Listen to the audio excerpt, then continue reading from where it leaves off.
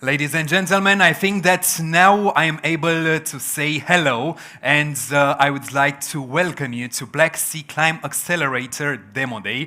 We are going to have a very nice event today. I'm hoping that we will be in large amounts, having in mind that we are still having our events online, but I think that we have at least learned something from all those past months. So now we will be able to have some sort of hybrid events in which we are going to be present also online and also physically in the event room. My name is Alex Greco. I'm going to be your host. I'm a presenter here in Romania and also a radio host, and I'm very happy to be here because one of, let's say, my interests is mainly about eco-friendly solutions, about the environment, especially since I'm a very passionate, a very big fan of sports and of course of outdoor sports. So I'm looking forward to today's event to have also inspiration, also to learn something, and who knows, maybe someday, Daniel, I'm going to talk to Daniel really soon, maybe we are going to have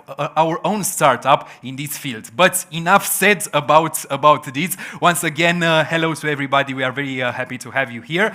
So we know that this lovely occasion brought us here today at Black Sea ClimAccelerator, and it's supported by EIT Climate Kick, and it is a program organized by Impact Hub Bucharest with Raiffeisen Bank Romania as main partner and Graffiti PR as sponsor, together with the climate vertical with Volta as main partner, alongside our Bulgarian partner, also co-organizer, Innovation Starter in Bulgaria. So today we are going to spotlight our 12 local startups from the Black Sea ClimAccelerator program, and also salute their innovative solutions, which we are going to learn about. And we are very happy and also looking forward to seeing their progress in the past months. So let's talk a little bit about today's agenda so that you know what we have ahead of us. And we will be starting today with a welcome session from the organizers who will tell us more about Black Sea ClimAccelerator program and what's driving them to support climate solutions that make a difference for all of us.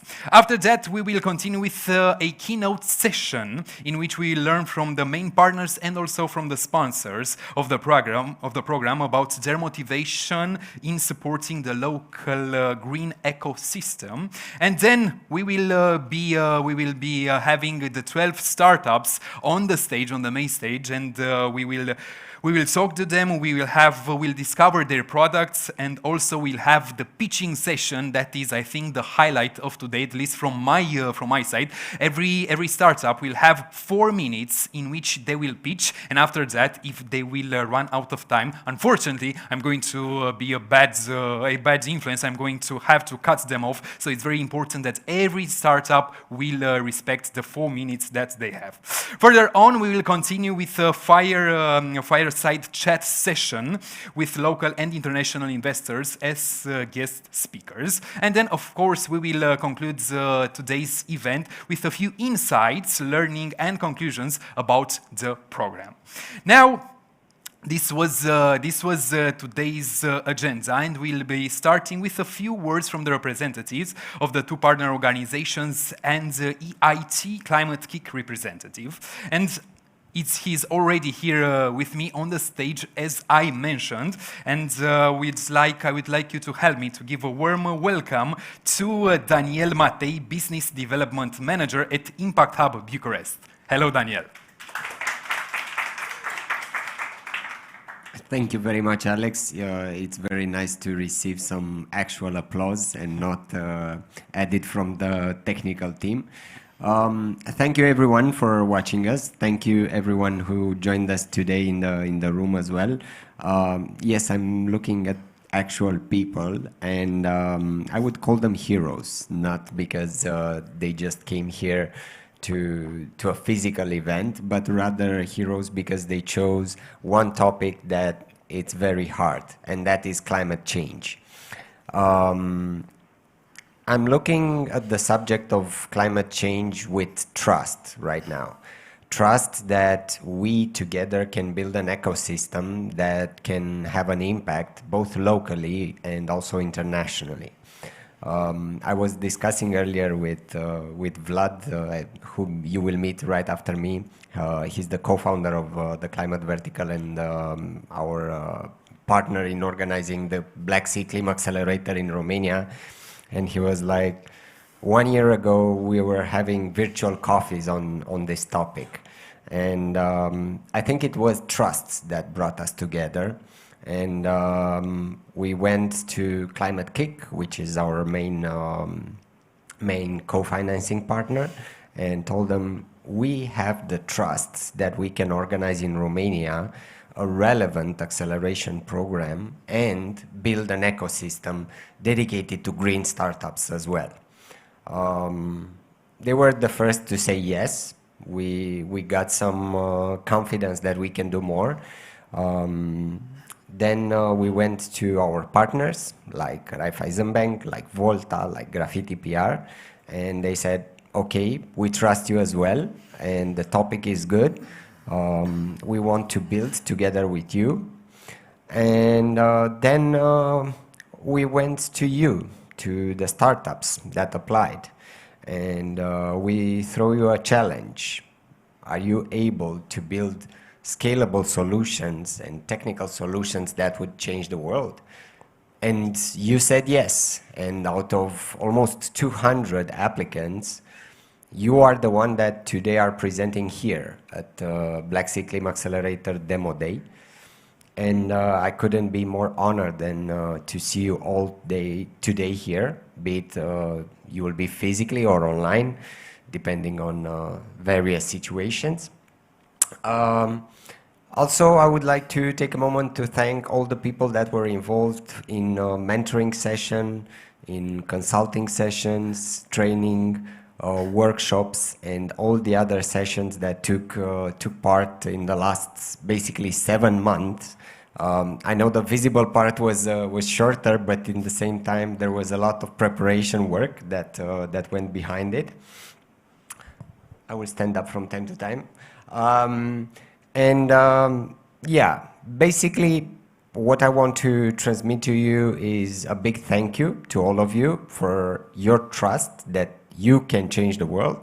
And also to let you all know, both people in the room and the ones at home watching us, that this is just the beginning. What we've built here together, it's not the end. It's just the start. We are sure that we will see more of your progress in the following years. We are sure that you as entrepreneurs will inspire a new generation of green startups in the years to come. And we are pretty confident that we will be able to attract new partners and new startups to develop this green startup ecosystem from 1 year to another. This being said, enjoy the presentations and the showcasing, and hope to see you maybe next year on a huge stage and in a full room. Thank you, everyone. Thank you, Alex, for having me. Thank you. Applause for Zani, please. Thank you very much. I really like this idea that this is just the beginning, and that we are starting. Let's say those are the first bricks on something that we are going to start, and I hope it's going to be a more cleaner future, a more greener one, and so on. So congratulations to everybody who has accepted this challenge, and also to everybody who has been working, as we've learned, for more than 7 months. And usually those kind of events are looking very nice and very good on the outside, but we all know how much and what kinds of work they imply.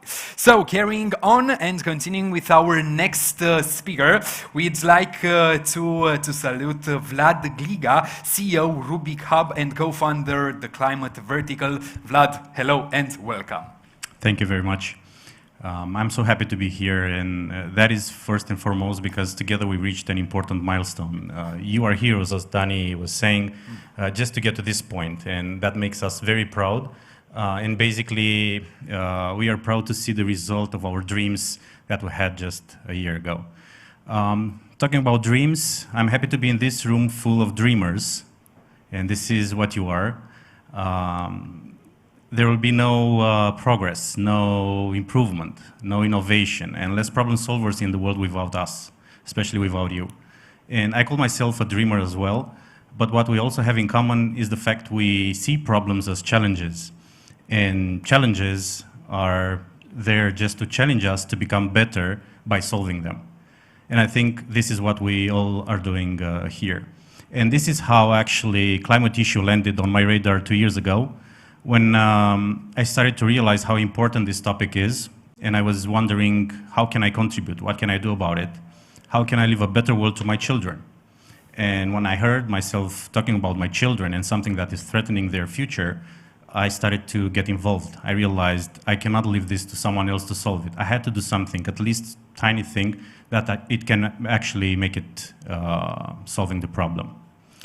And fast forward, we were discussing 1 year ago about how can we build something in Romania, starting like a community, but also some programs, some actions that will help you guys to get here on the stage, being brave to pitch your idea, to talk to the world about the issue, but also about your solution, and to receive also some support as coaching, mentoring, financially, but more important, to feel you belong to a community, a group of people that are really willing to see you succeeding. And this is actually who we are here today. Those guys that are the first people happy to see you succeeding. And for sure, your clients, the people that are actually benefiting from your solutions, will be much more happier.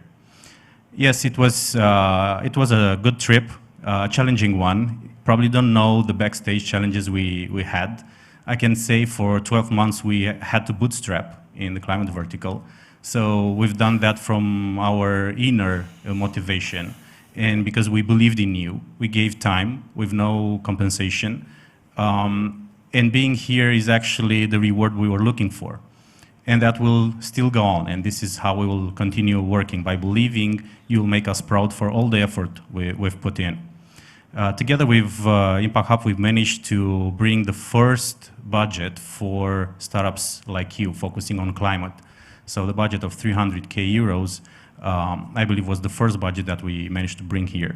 What we also wanted to do is to bring in Romania more active, a European body that is actually dealing directly with this issue, climate change. And this is how we managed to build something together with Climate Kick. And saying together, as Dani was mentioning, we believe we can solve these issues, but only together, only by building the trust circle. And I shouldn't say this, but I think we can solve it only bottom up. Hoping at some point, top down will start in a more practical and pragmatical way. But I still believe the practical and pragmatical people, understanding the problem, understanding the needs, understanding the people we are trying to actually make happy and solve their problems, are you, the startups. You have the patience to talk to them, to analyze them, and to build step by step the solutions for them. Well, congrats for being here. You made us already proud. So just come here and talk to the world about your solution, and we'll continue supporting you. Good luck, and happy to see you again here, all of you. Thank you very much, Vlad, for your words. As you were presenting, I was thinking about something that I think that could guide every single one of us, and it's a thought. If you're not scared of your dreams, they aren't big enough.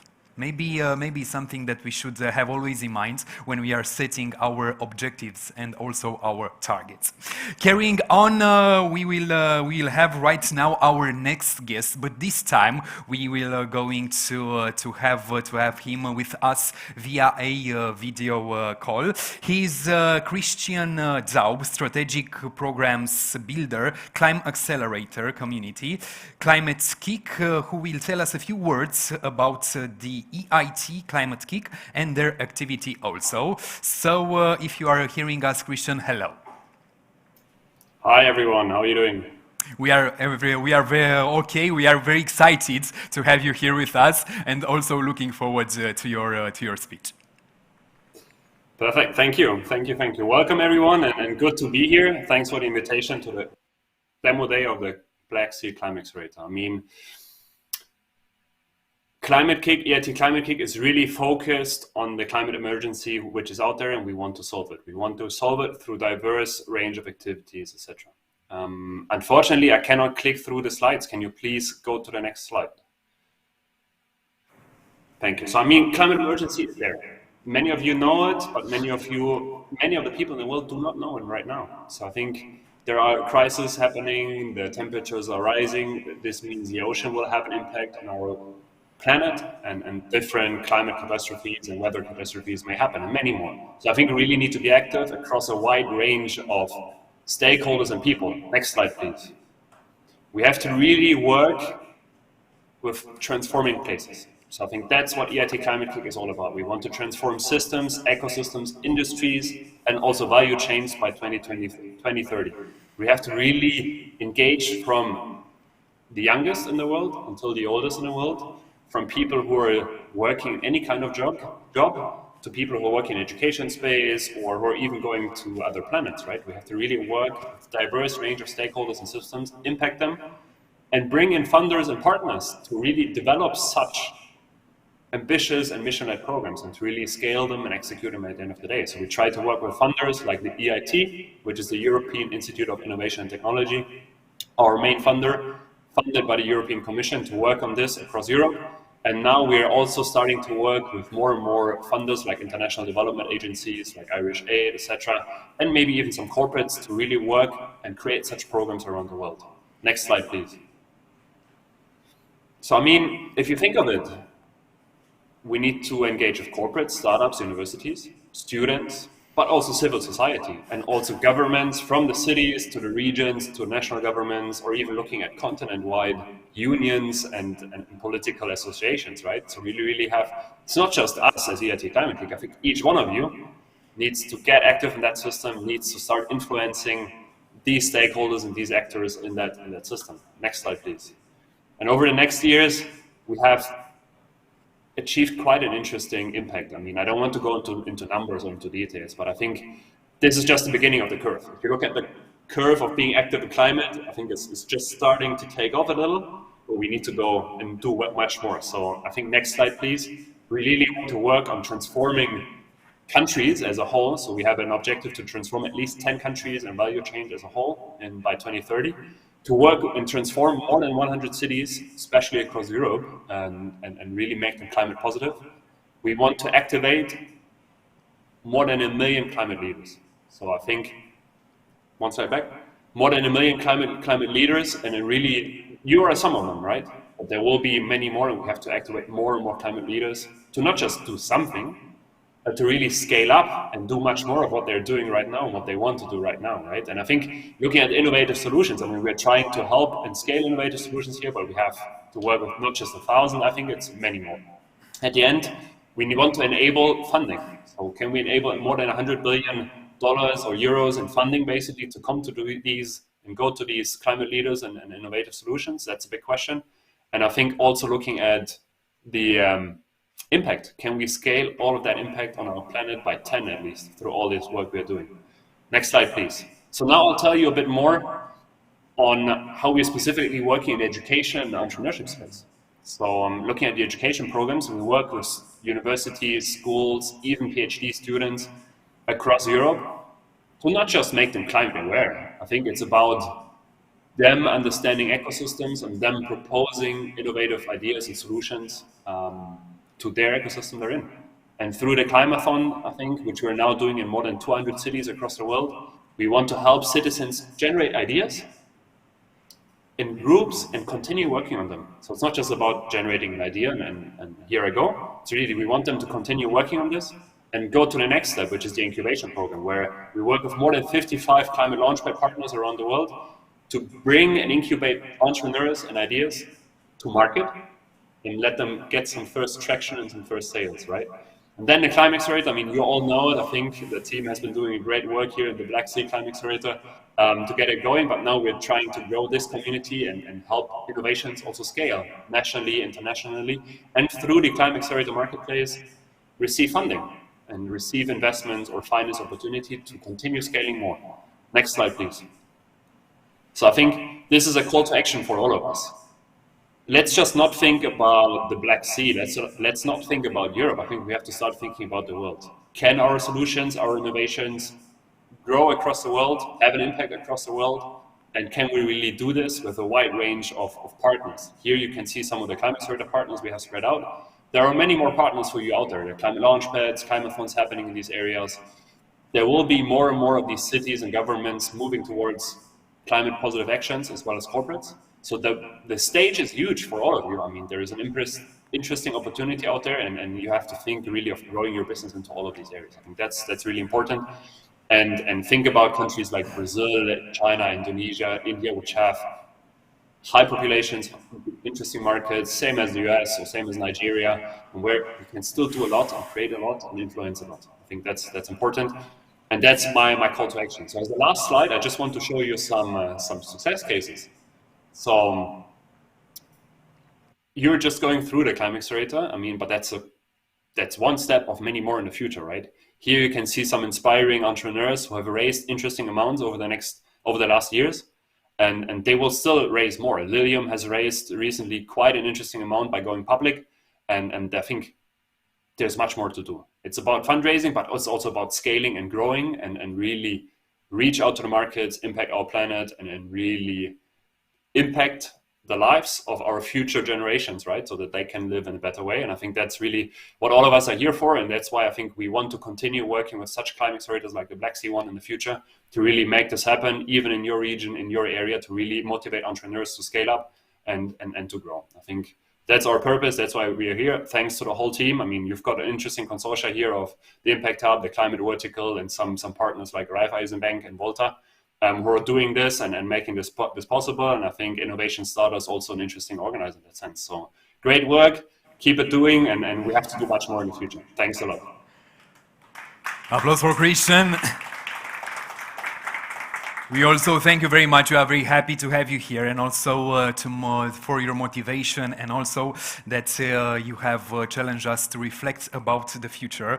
I salute your goals till 2030, also your entrepreneurship programs, and the way that you have suggested us to think, and that's globally, not only regionally. So thank you once again very much, Christian, for being with us, as well as I want to thank everybody who is on the other side of the monitors, of the windows, and also maybe, who knows, you're just with us on your earphones or on your speakers. In any case, we are very happy to have you today with us. So let's carry on, and let's move on to the keynotes right now, the keynote session, where we have invited the representatives from Raiffeisen Bank, Volta, and Graffiti PR. I would like to invite first of all on stage Raluca Nicolescu, CFA SME Director, Raiffeisen Bank. Raluca, welcome today at Black Sea ClimAccelerator. Thank you. Thank you, everybody. And first of all, thank you to the organizers, because I had the chance to participate to this program. And most important, that I am able to be here with you in this unusual and very difficult year that, for me at least, was mostly online. And I am also very happy that I will meet in person, and I will see the entrepreneurs, the brave entrepreneurs, who had the courage to take their dreams, transform into a business idea, into a plan, and then present to all of us and finally make a contribution. This year, sustainability, climate, ESG were the most discussed topics, at least in my area. This, I assume, is because that more people, more organizations realized that climate risk is not a theoretical risk. It happens to us. And the worst can happen to us. And we saw with this 2-year pandemic period, and also with the frequent climate changes, that climate risk can affect and impact our lives. Fortunately, there were not only discussions, but we also have money. A lot of money have been raised and allocated to climate topic. In addition, also tools, hubs, platforms where entrepreneurs and those who have an idea and want to protect our planet and to keep everything within the natural boundaries, to help them to put everything into practice. We all know that at the European level there are 1.8 billion money for the next years. Of this money, 30% definitely will go to the climate protection, and also in Romania for the program that we all expect for the recovery and resilience plan, which is 30 billion, so a lot of money. More than 40% will go to support those who have an idea and who can contribute to make the world a better place, as Dani and the others already said. This is very nice to have a dream and to follow your dreams, but also to have the tools. And now there is not only about money.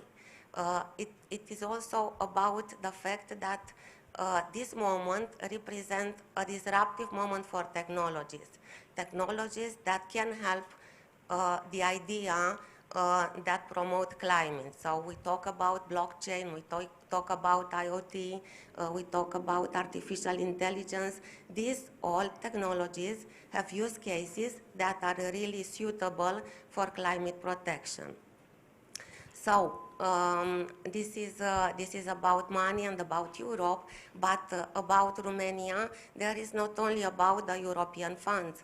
There are entities and local players who are really involved into this topic, who really care, and they are business angels. There are organizations like this one. This is an initiative, the first initiative, and it's only the beginning.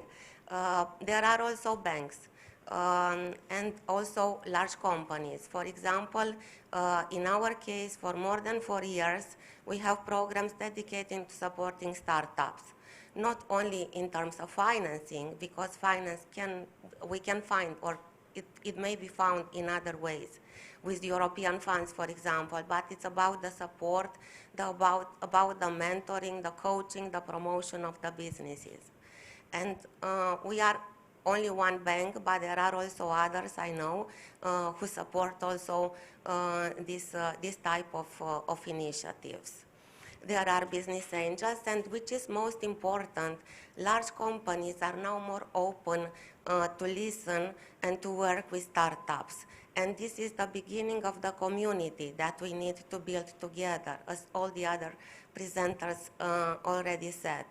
Large companies will solve their issues with sustainability, with circularity, with waste management, with the support of the startups and the young entrepreneurs and those who have innovative ideas.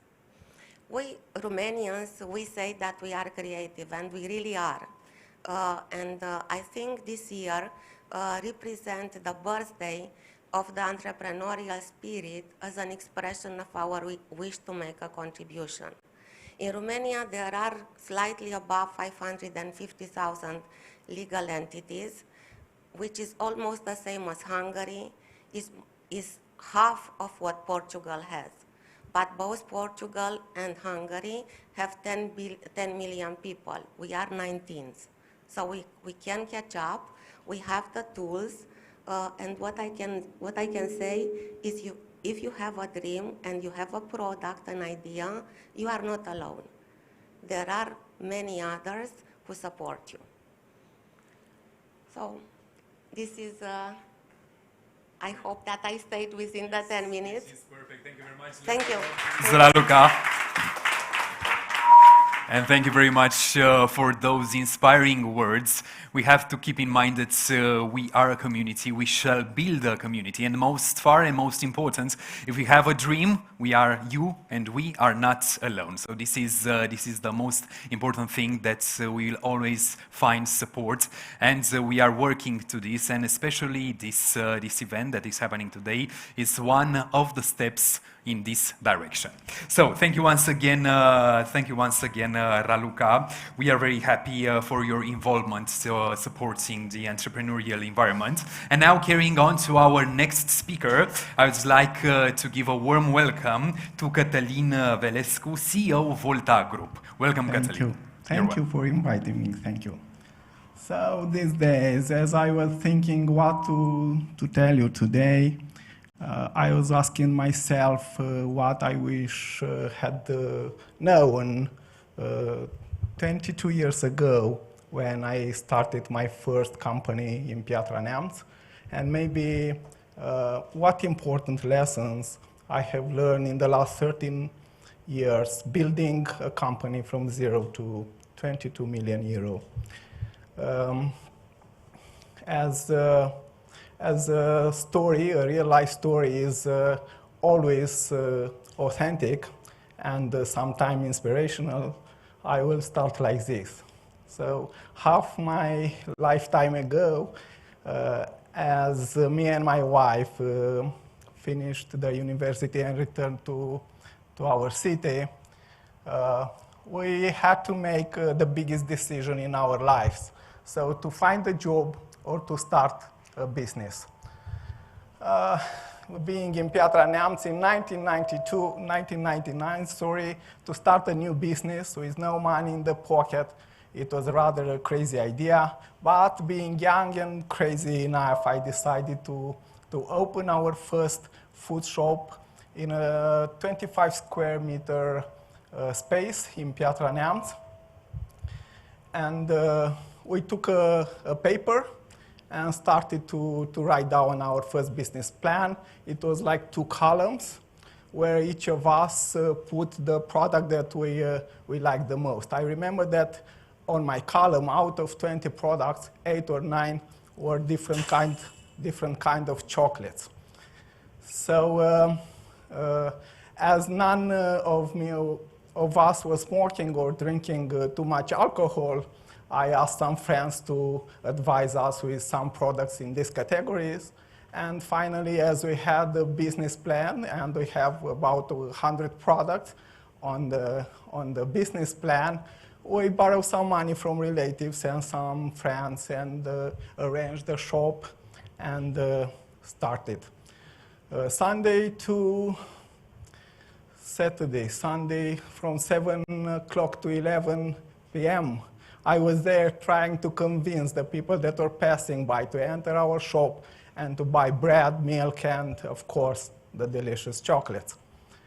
5 months later, as I was checking the expiration date on the candy bar, I was wondering why our clients were not buying the delicious products.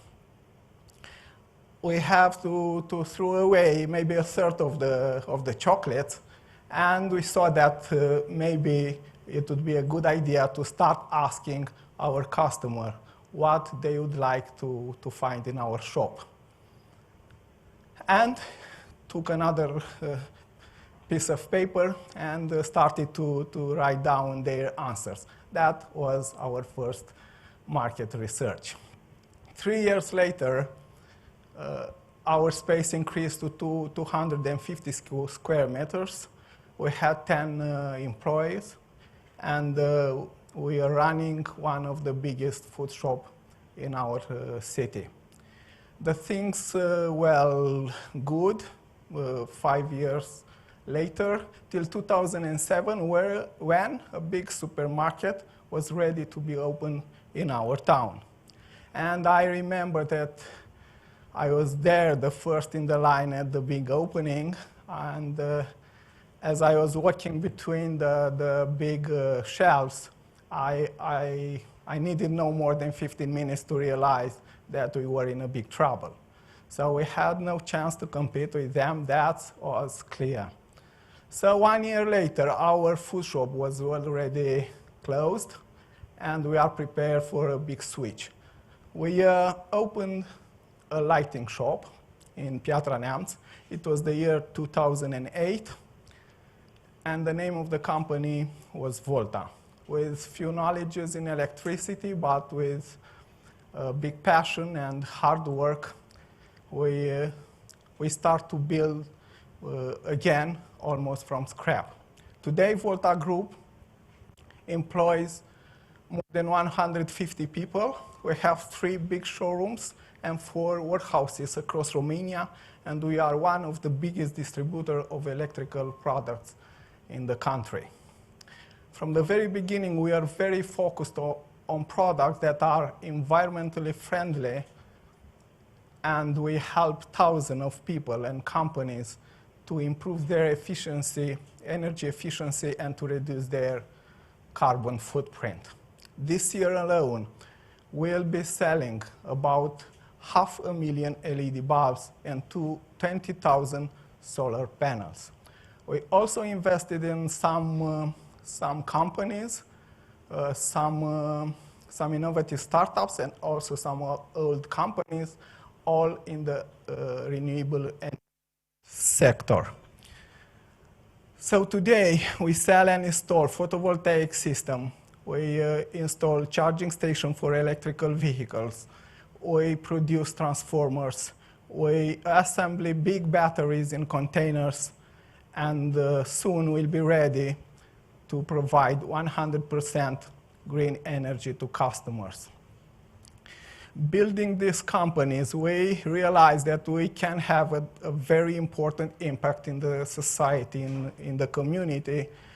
As we work in the energy sector, we could have an important role in fighting climate change, because climate change is the biggest, I think, is the biggest threat facing the humanity today. We all see thousands of people dying every year from natural disaster in different parts of the world. So just the way we also started to invest in startups, because we are sure that the startups can have an important role in tackling climate change. So that's why we are very happy when Vlad and his great team came to us asking to become their main partner in this Black Sea ClimAccelerator. So here we are today. And I'm very happy to be here and to talk to you, young entrepreneurs, to tell you that, yes, you can really change the world. The world needs your creativity, need your enthusiasm, you need your idea, and all together to solve many big problems regarding climate. And yes, I'm here to say to you that you are not alone. That this great community, these great people that are, some of them are here. We all are here to tell you that we will advise you, we will support you, we will help you. So don't be afraid to make mistakes sometimes and maybe to fail, because the most important thing is to take the lesson and to move forward. So thank you. Applause for Cătălin.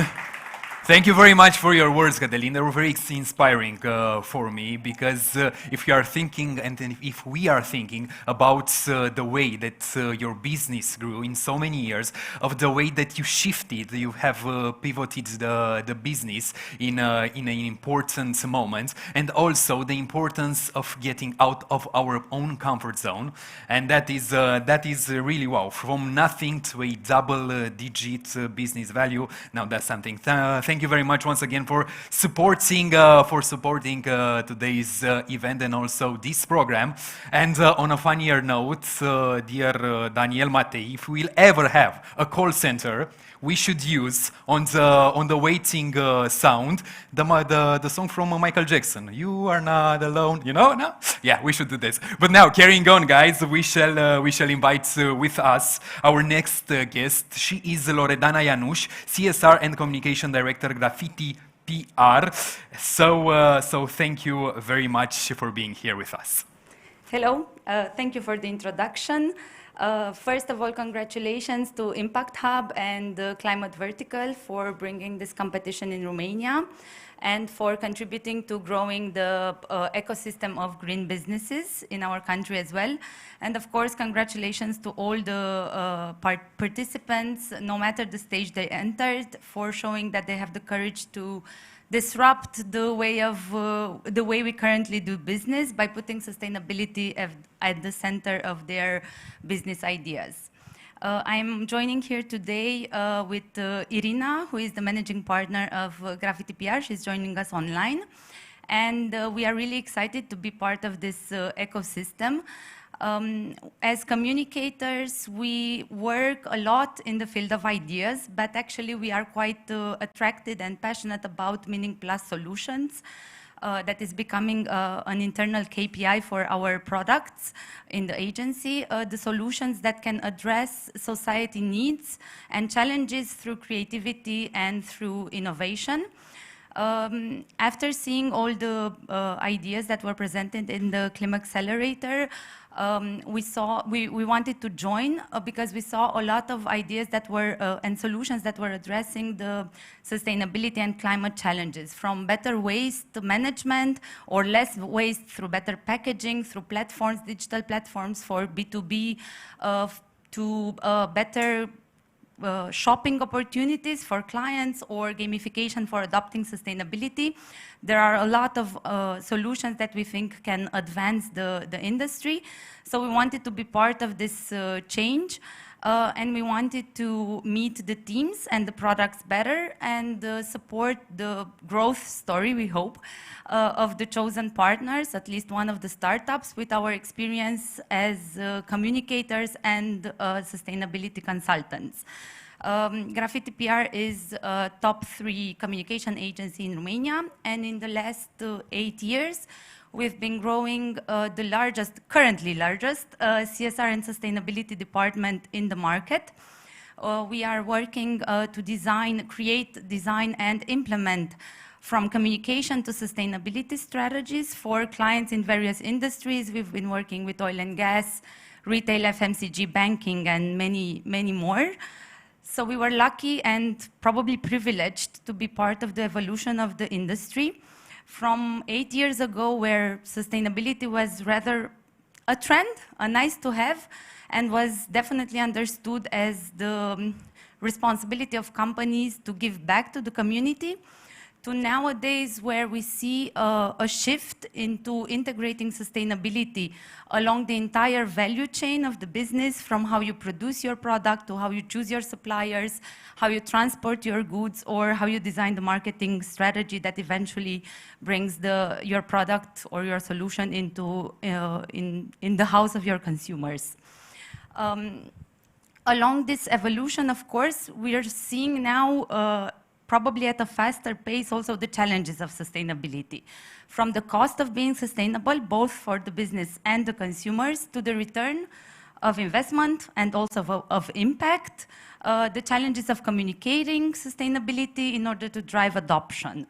In our work, we've been seeing that creativity and communication can contribute to address these challenges if they take into account consumers' needs, fears, motivations, and of course, eventually behaviors.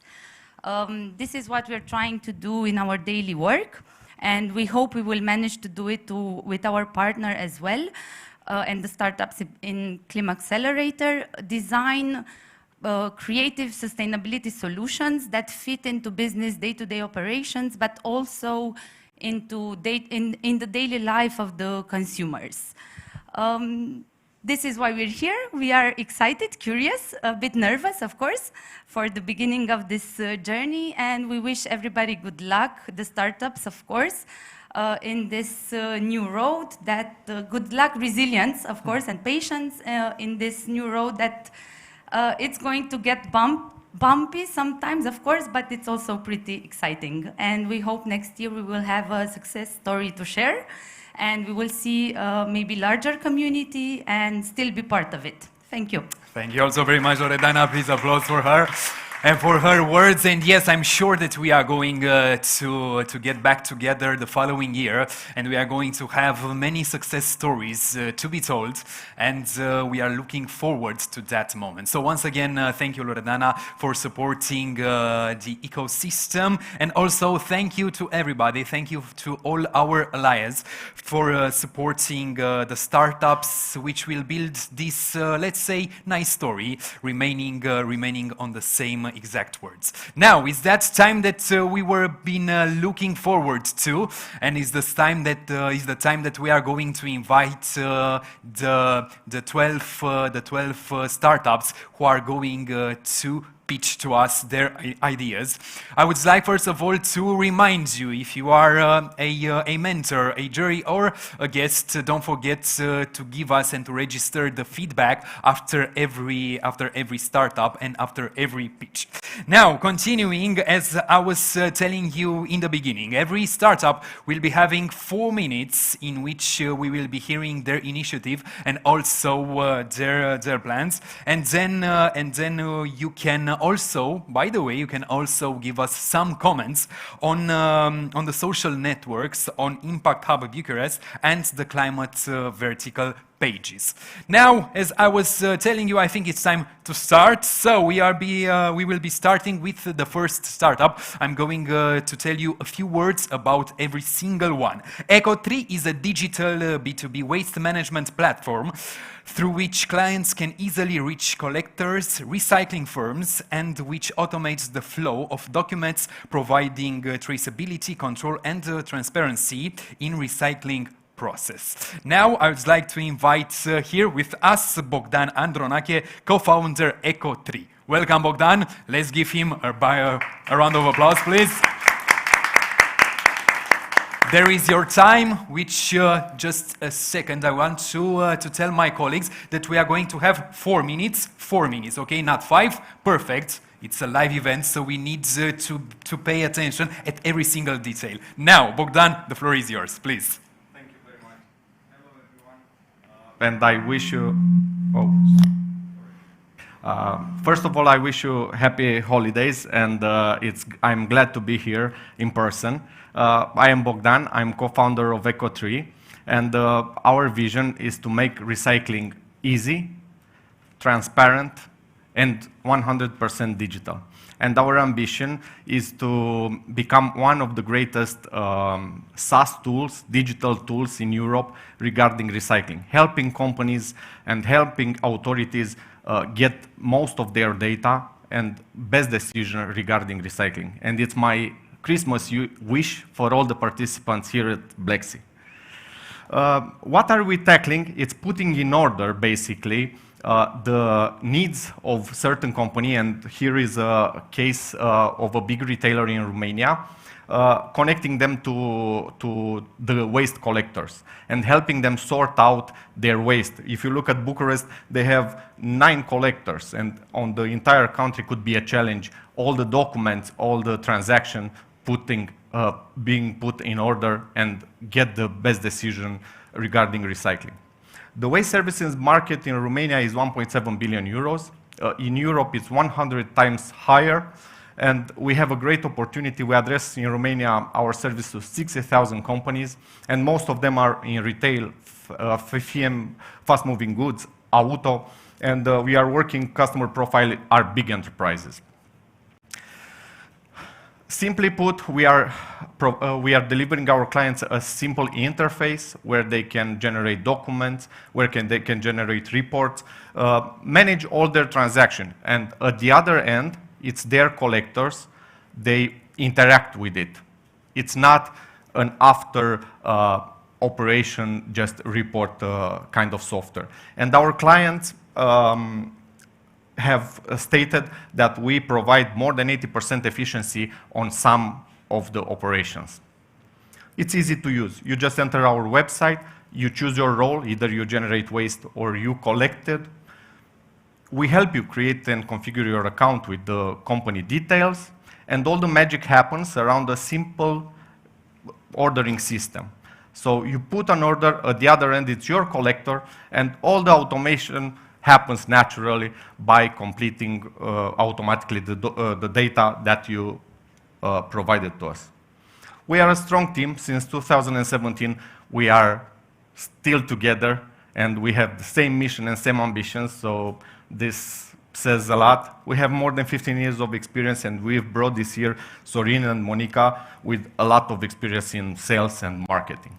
And we don't stop here. In May last year, thanks to Sparking Capital and SeedBlink, we took the first round of investment. We opened the testing phase. We have the first clients, and this year we closed the second round. For next year, we want 100 clients, and the starting of the international project, the expansion. Our sales strategy is top-down. As I said earlier, we are we're addressing our services to enterprise clients. Sorry, I'm nervous. I'm the first.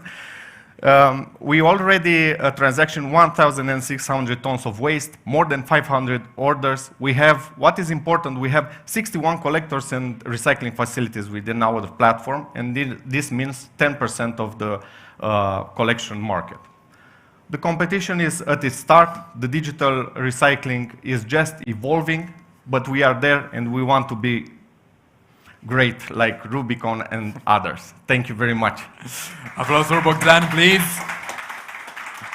Also, thank you very much, Bogdan. Just to be noted, Bogdan has finished his presentation precisely at 0 seconds remaining. Now, that's something very, very nice, Bogdan. I am also happy to be seeing again Bogdan. I must add to you that when I'm not presenting or when I'm not at the radio, I'm working with for my own businesses, and I have chosen Impact Hub co-working space, where I've met during the years a lot of startups, a lot of people with great initiatives, and I also highly recommend this space being a very inspiring place and also a very nice to work from place. Now, carrying on with the pitches, our next startup is WasteBill.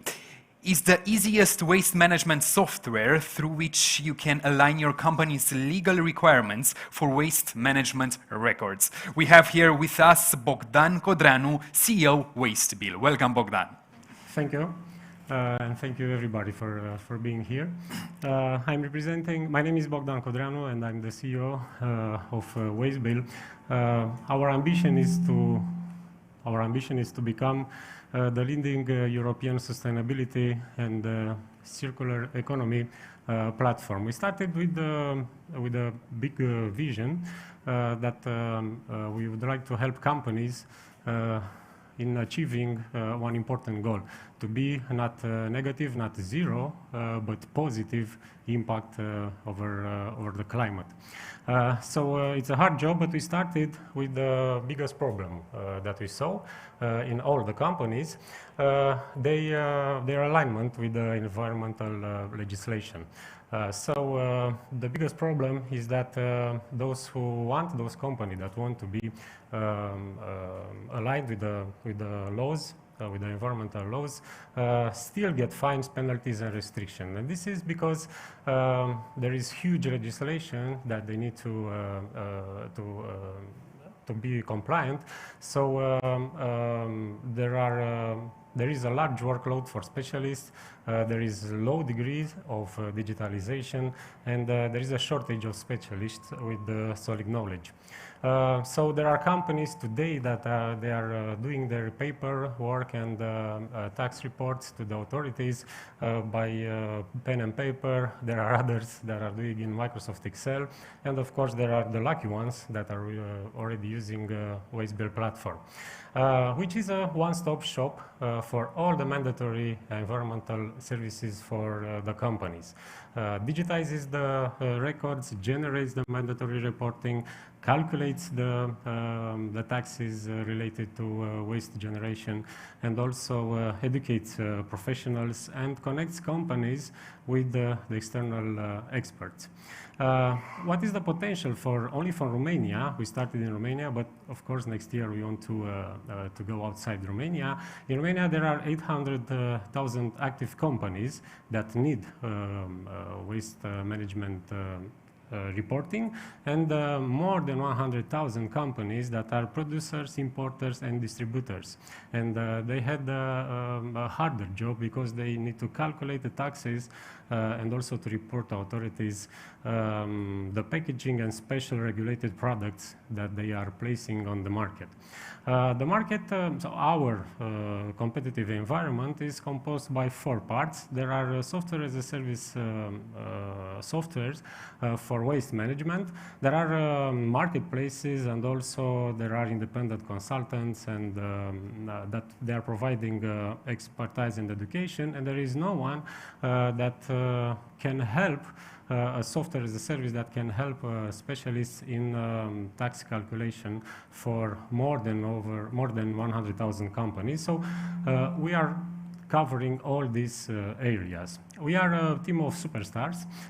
I am the CEO in the BizDev, and we have the expert. We say that is the #1 expert in environment expertise in Romania, Georgiana. We have Tony, the best marketing person, and also Mihai, which is our chief technology. We met 2 years ago, and we invested in total until today more than 20,000 euro in developing the product until last month, when we received the grant from EIT, Climate Kick, and ClimAccelerator, and other partners. They're helping us in develop more our platform. We already have close to 200 users till today, and our business model is taking monthly membership, and also for the marketplace, monthly fee and percentage from transaction. Our objective, as I said, is to become the leading European circular economy platform, and for this objective, we have this plan for the next years that we'd like to achieve. So, thank you very much. We also thank you, and please let's give a round of applause to Bogdan. That's it. That is quite a easy and also practical solution. So congratulations to you. And talking about solutions, I really like the ones who are friendly with the environment, especially if we are thinking about.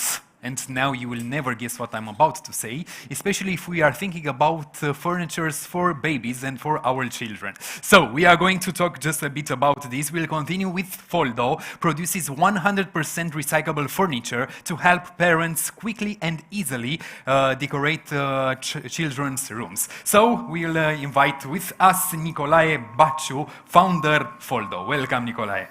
Thank you for having me. A recent study says researchers found that when they remove financial difficulties from the equations, having children did increase happiness. So growing kids are growing very fast. So today they need a baby crib, a changing table, tomorrow a small bed, a toy crate, a regular size bed, a wardrobe, a desk, and then the desk needs to be higher and bigger, and so on. So we need to change the baby room so often, more often than we like or we can afford. And that could be a real problem. So why not enjoy that time? I present you Foldo, the playful furniture for kids. lightweight, strong, customizable, modular, recyclable, and easy to assemble. These are our products. We sell it full furnishing solution for kid bedrooms on an eco-friendly and playful way. The products are delivered as flat pack, easy to install, no tools required, just the hands. And our furniture will save a lot of time and money on the family budget. We sell our furniture online as bundles by age, and we develop a buyback program. When time comes to change the furniture again, we buy it from you, we recondition it, and sell it again at a lower price that anyone can afford. The market in Romania is 4.1 million children. That represents almost 20% of Romanian population. Talking about the money, in 2020, we had total sales of 190 million in kids' furniture. The competition, it's huge, but we have the advantage of selling full solution at an affordable price and 100% recyclable with a buyback option. These are the financial projections, and we hope in 2025 we'll reach near 2 million in revenue, and we'll have over 1 million in net profit. Talking about the climate impact, new or already recycled materials can be used and will contribute to saving the timber, water saving up to 99%, energy up to 50%, and the removal of waste up to 90%. This is my team. I'm in the middle there. So some key facts, we are focused on, we are a strong team and ambitious, and we are focused on results like everybody else. In the last 6 years, we designed, manufactured, and sold over 500 unique furniture projects.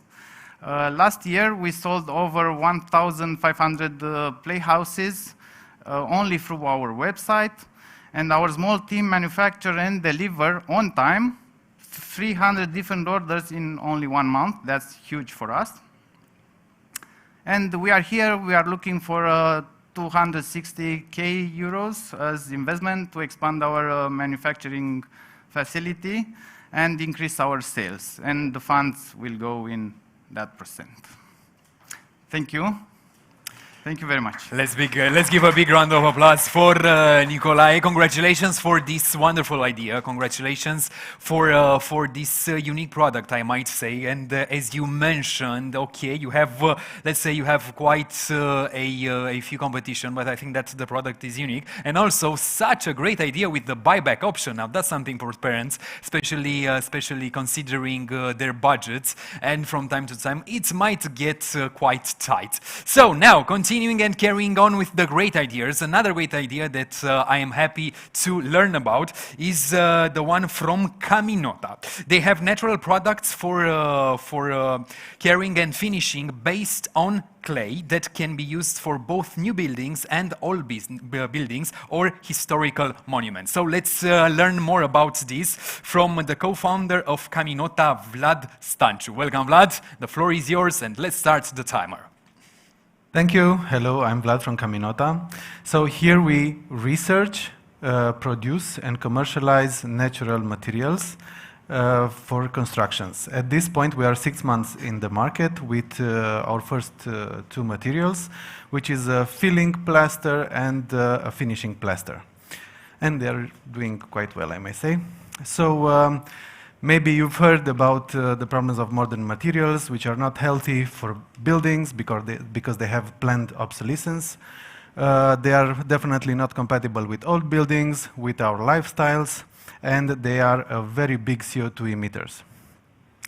So why clay? Well, it's readily available. It's a great construction material. It regulates humidity and creates a healthy environment for the inhabitants. And it's over 6,000 years in the market, maybe predating markets themselves. So Caminota comes naturally. At this point, we have a building system for finishing walls. And for new buildings, they are under €6 per square meter from structure to finished wall, all the layers, VAT included. So among the advantages is the ease of application and the modern use of the materials. So they are compatible with all sorts of techniques. And also this is a sneak peek from some of our future products on the decorative side. Also, our clients choose to apply the materials themselves. So they are very easy to apply. And if you think you've done a mistake, just spray some water and do it again. So at the end, when you think everything is ready, apply the lime-based paint, and everything stays like that. So also we have been preparing for years for new buildings, for new developments, but we realized that there are over 1.7 million earth houses in Romania, housing a quarter of the population. And this explains why we've got a lot of calls from a market we didn't expect. And for next year, we are preparing to serve them even better. So we've had 23 clients this year, 6 months in the market. Great experience. We are preparing to scale for next year. At this point, we are doubling our production capacity. We have 3 physical showrooms in the country where people can touch the products and see how they feel and also learn about them. This is where our clients are so far. So as you may realize, we need a bit of help on distribution. We sold mostly B2C this year, but for next year, we're preparing some collaborations with distributors and construction companies. Actually, we think we are in a good place, specifically a good place in the regarding competition, because we are on the natural side. We are local, so let's say 3 times cheaper than the natural players. And also we are actually serving traditional players with our materials. So why are we here? Well, because for 1 ton of cement plaster, they use 270 kilowatt hours. We use 4 kilowatt hours for 1 ton of finished material. We are 2 executives and 4 business angels and advisors.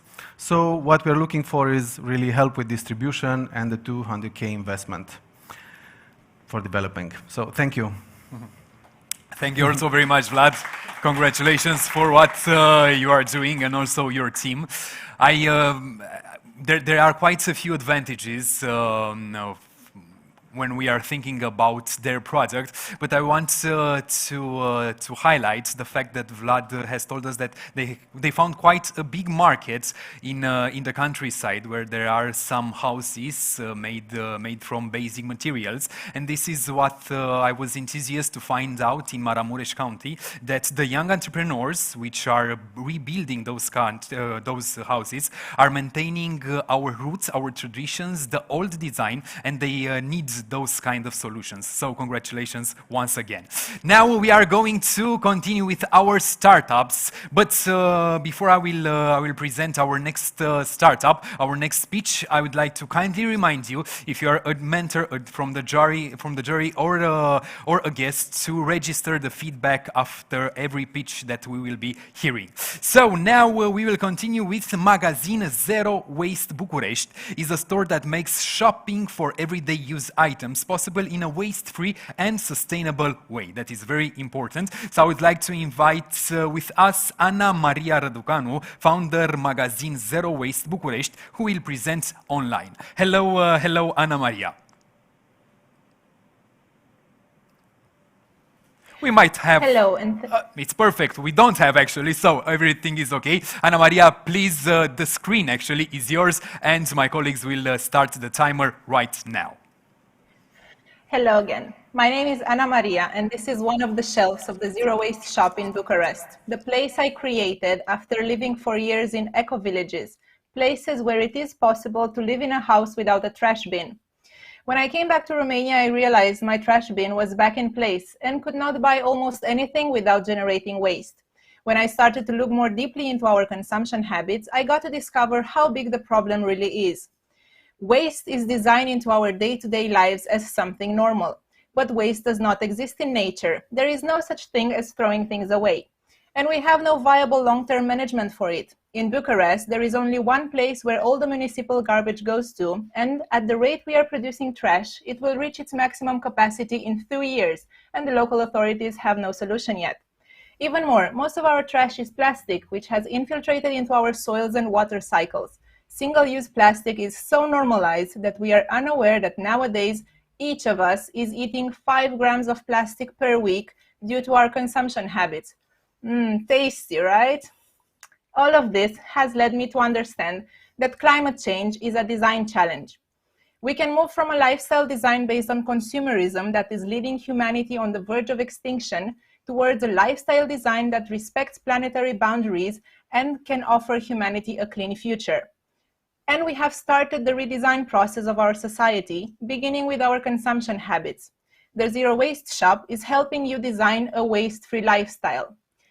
It is a full circular shopping experience where you use reusable containers to get the products you need, be it food, personal care items such as shampoo, and cleaning products such as laundry detergent.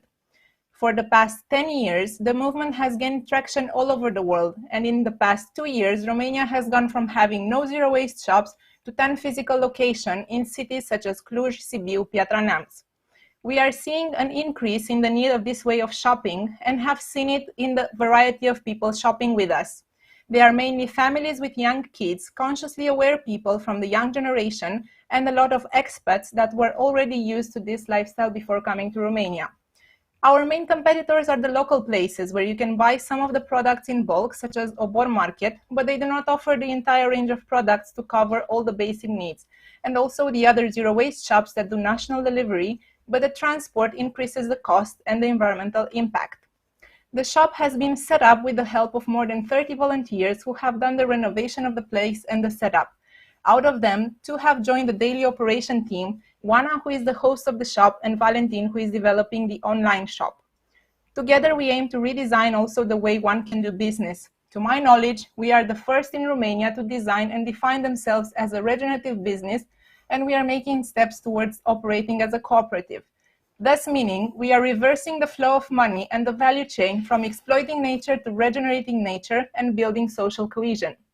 In the last year, we have used the investment towards opening the physical shop, building the online shop, going business to business through a partnership with Goethe Institute, and have generated 110,000 euros from sales. This also means we have stopped 30,000 items of packaging to reach landfill, we have turned 18,000 kilograms of organic waste into compost, and overall have provided the shopping experience with the lowest ecological footprint. As part of our redesign approach, I'm not here to ask something from you, but to offer you something.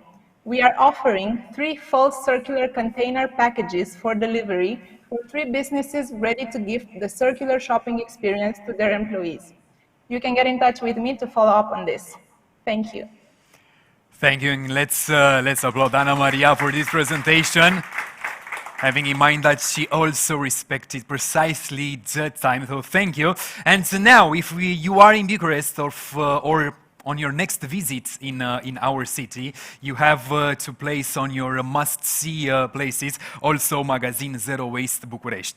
Now, carrying on with our next startup, which will also be online, we are going to talk about Verde. It's a marketplace that facilitates continuous supply of fresh ingredients to restaurants without storage, directly from local farms and local producers.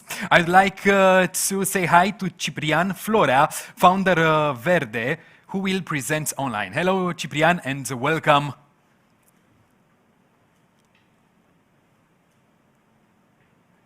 Let's see if Ciprian hears us once again. I'm going to try my luck once more. Ciprian, do you hear us? It's Yes, okay? we hear you now. Yes, I do. Perfect. Perfect. All right, I hope everything is fine and it works. Yeah, hi everyone. I'm Cyprian. I'm the founder of Verde. First of all, thank you to all organizers for this first edition. I think it's great to see that you guys put the foundation of this community together. And good luck for the future. Looking for future editions. Right, so we are Verde. Our vision is to bring local food on everyone's table. And we do that by developing a business-to-business marketplace over our main asset, which is a food supply chain logistics. When we looked at the problem, we analyzed both the demand and the supply side. And we've identified there is a trend of increased demand for healthy food and responsibly grown produce. But on the demand side, there is a high cost of the healthy food. There is an increased pressure coming from the end users to on the food services for responsible harvest and produce. There is a high shelf life of the actual produce. There is a high food waste, more than 25% food waste, and there is a more than 40% distribution cost for the fresh produce. And this transfers quite well towards the supply side, where we see in Europe actually a fragmented market of many unconnected farms. In European Union, 2/3 of the farms were less than 5 hectares, showing very often a low farm productivity. And because of many intermediaries on this global supply chain, the farms always often get just a small cut of the end user price. That's around 50 to 20%. And more than that, we've seen a limited resilience built in the global supply chains, especially in the events, in unusual events like nowadays. Our solution, it's a marketplace, as I mentioned, over the supply chain logistics, where we connect and aggregate the decentralized capacity of the farms. We standardize market information and for demand and supply planning. And what you see on the right side, it's our proof of concept where we work boots on the ground, and that's actually farmers in Romania using our app to fulfill orders. Why Verde? Verde allows customers, therefore, to buy just-in-time decentralized capacity of local food with known origins through the first short supply chain tech platform that aggregates supply and is reducing food waste and logistic costs. The market, looking on the demand side, the market, it's around 60 billion in Europe, and now zooming into Romania, it's a 2.5 billion market for fresh produce. Out of that, around 90 million produce for the restaurants, which is our first restaurants and food services. And on the supply side, as I mentioned, there is a fragmented market, very often lacking infrastructure to sell.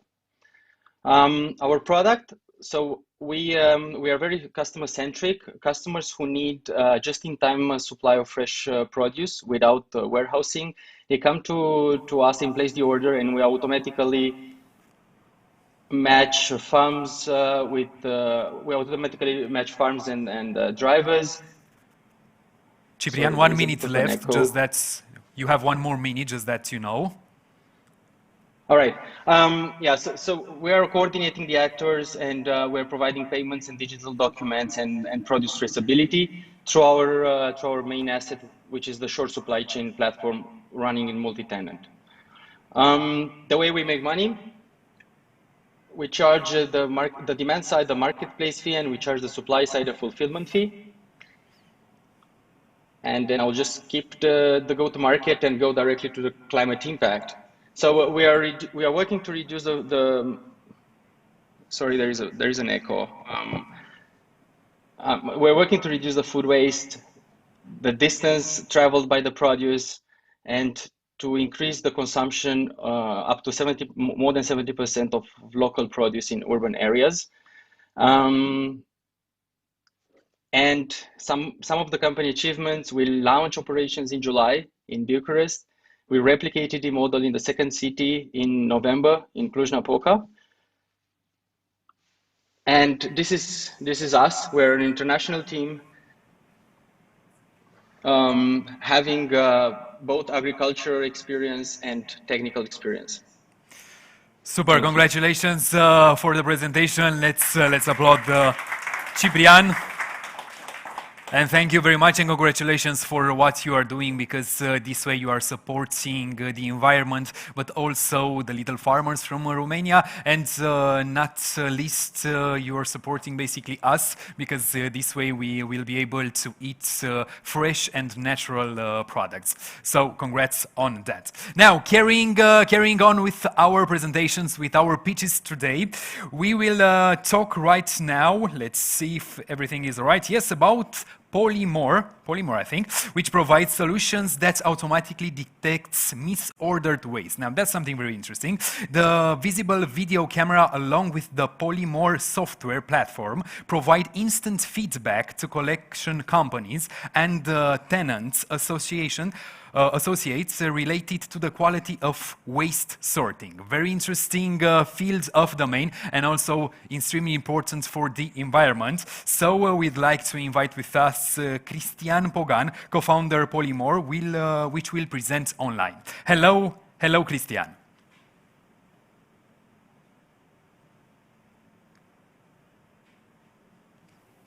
You know, we have a saying in Romania, we'll introduce another coin. So let's try again. Let's see if Cristian hears us now.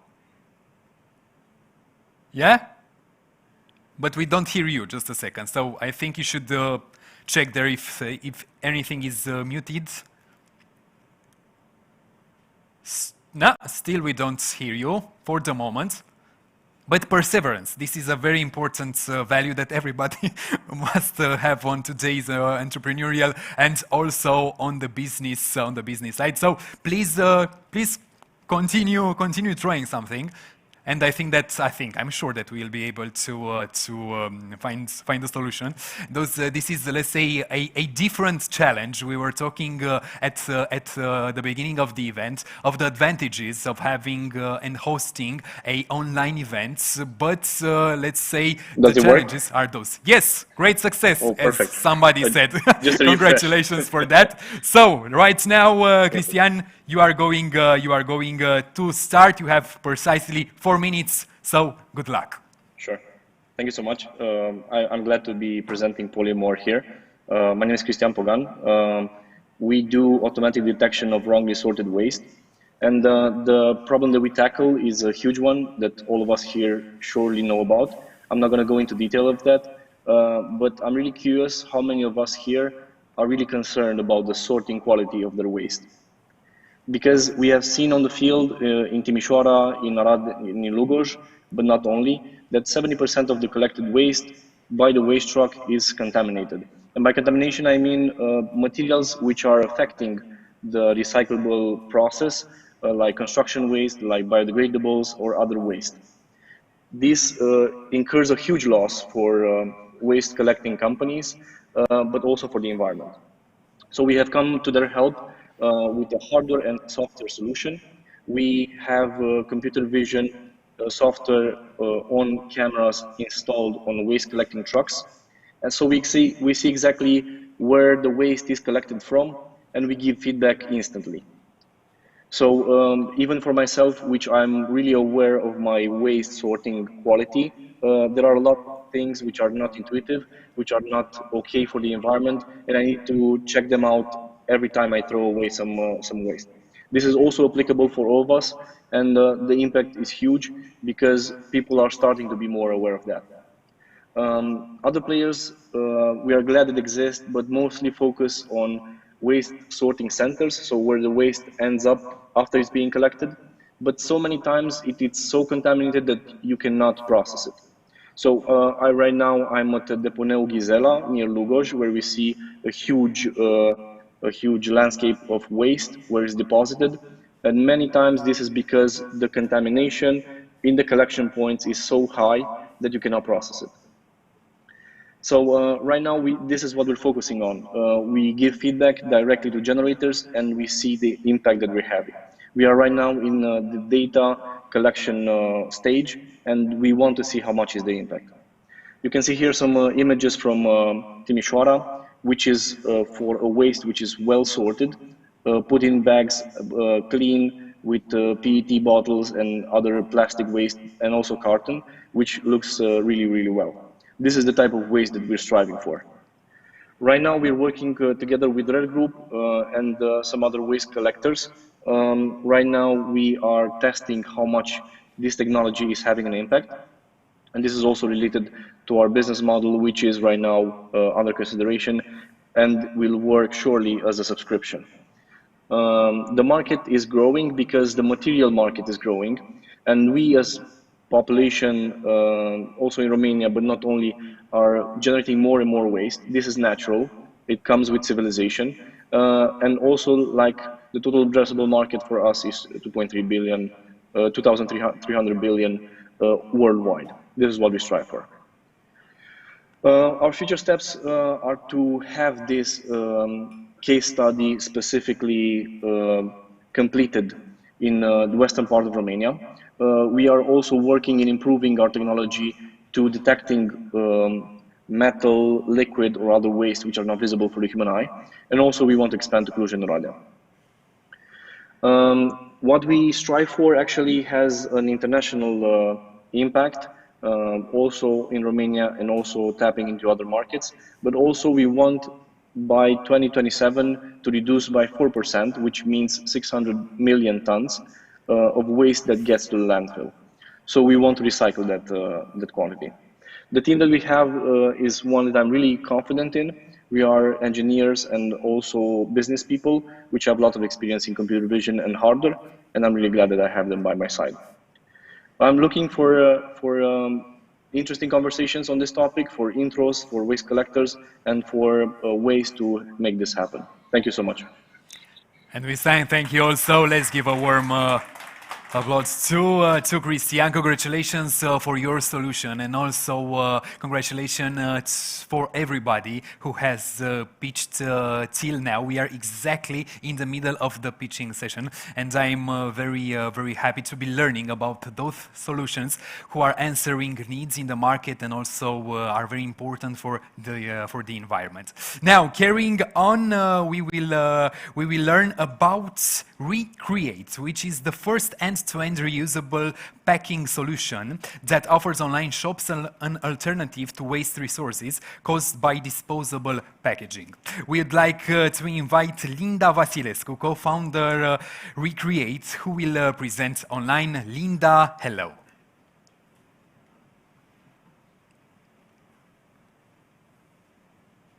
Hello, everyone. Do you hear me? Yes, now we are hearing you very loud and clear. So Linda, the virtual stage is yours, and from now you are going to have exactly 4 minutes. Great. First of all, thank you very much. I'm very happy to be, even if virtually, there with you. I think I was there 3 years ago physically, so I'm really happy to be coming back to that place and see how we evolved. So I'm going to talk to you about our idea for circular packaging. And so, what do we refer to? We are obviously looking at the growing problem of traditional packaging in e-commerce, which has been growing exponentially with coronavirus. We know it is a pain point for both e-commerce and customers. Customers complain so much about the waste created from single-use packaging after they order. Of course, theoretical solution to that would be circular packaging. That means a package which is used more than once. The environmental impact of this is actually huge. Packages that we are currently using are able to replace a pallet of cardboard by only 10 of them. So you use only 10 of them and you get as many usages as you would get if you just buy that cardboard. We are, as you can see here on this slide, all the big players internationally are in post and logistics systems are looking at solutions on how to physically tackle this problem. What are the packages which would work more than once? And the good news is the EU regulation is also pushing in the direction of really putting down the waste created from single-usage packaging. We bring into the table package as a service. And we created actually two processes, two theoretical processes that I will quickly describe here, which are for which our solution exists. First one is already implemented, is in place in Romania, and we call it closed loop. It's a system where clients get at home the deliveries, as it is done mostly in Romania, and the courier takes on spot the packages and sends it back for another usage. We don't believe, though, this is the future, because home deliveries are really environmentally unfriendly, and the market goes into the direction of lockers. So we created another system, which is called the open loop process, which is in essence a deposit refund scheme, like you have with pets and other things that will be implemented also in Romania in the future, where actually the packaging is being reused. We kept in mind the big questions of the biggest stakeholders in this process. Consumers want not to bother too much, so bring the package in a way which is really consistent with their daily life. The e-commerces want a cheap solution, and the fulfillment, the logistic players, they want an efficient solution. So just to quickly describe the open loop process, which is probably not that not known to Romania because we don't have it yet but it is basically, as I said, bringing the deposit refund system in the digital age. That means there is an order, there's a deposit on the package that you use, and you will bring it within the next month to collection point, and you will receive the money back. We know that the key to make this work is really to have a dense enough network of collection points, but actually you do have this with retailers, you have it in other countries with postal systems. But for us, this is very important because we know deposit refund schemes for pets or other things have been proven very efficient in Europe. It's more than 90% collection rate for these things. So how do we manage to do that? With our platform, we consider this as being our core competence and asset. We are integrating in this platform all the stakeholders. We get money from e-commerce each time they are using one of these packages, and we are giving it to the other suppliers in the process. We managed to do all these operations in our system with the help of SmartTech. So Linda, you have 30 seconds left, so just an FYI. Great. So we are able to provide this at the price of single-usage packaging, and that's why we think this is really, really important. There are other players in the market, but they are only looking at packaging, and they sell this very expensive. Just a few of ourselves, a team made from business people and a lot of angels investors. What do we do next? We have DPD on our side. In Romania, we are scaling nationally, and we want to go outside Romania. So next year, what we want to do is to raise 350,000 euros in order to show that the second process that I showed you is actually the future in Europe. So we are looking for partners, the clients and mentors, and basically we just want to know if you are willing to go with us into this exciting journey. Thank you. Thank you also very much for your presentation. Please, let's give a round of applause for Linda. Such a great solution if we are thinking about it, and especially thinking about the good impact that it could have on the environment, especially that most of us, let's not say everybody, but most of us are using those kind of services and packages. Now, carrying on with our pitches, the next startup is a great solution for a choice which many of us are starting to take it or consider it very, very seriously. And this is by this I mean a electric car. So EV Spots Drive is an application for the first EV station network with 100% renewable fast charging. I'd like to invite on the stage Marius Antonessi, co-founder EV Spots Drive. Welcome, Marius. Hello, everybody. A presentation? Just a second, the presentation will be put right now, and also the timer will be reset. Okay, so thank you. All good, Thank you yeah? very much. Perfect, let's Hello, start. everybody. My name is Marius. I'm co-founder at EV Spots, a spin-off startup, and today I'm here to show you the future of electric charging network. I think all of you are familiar with this.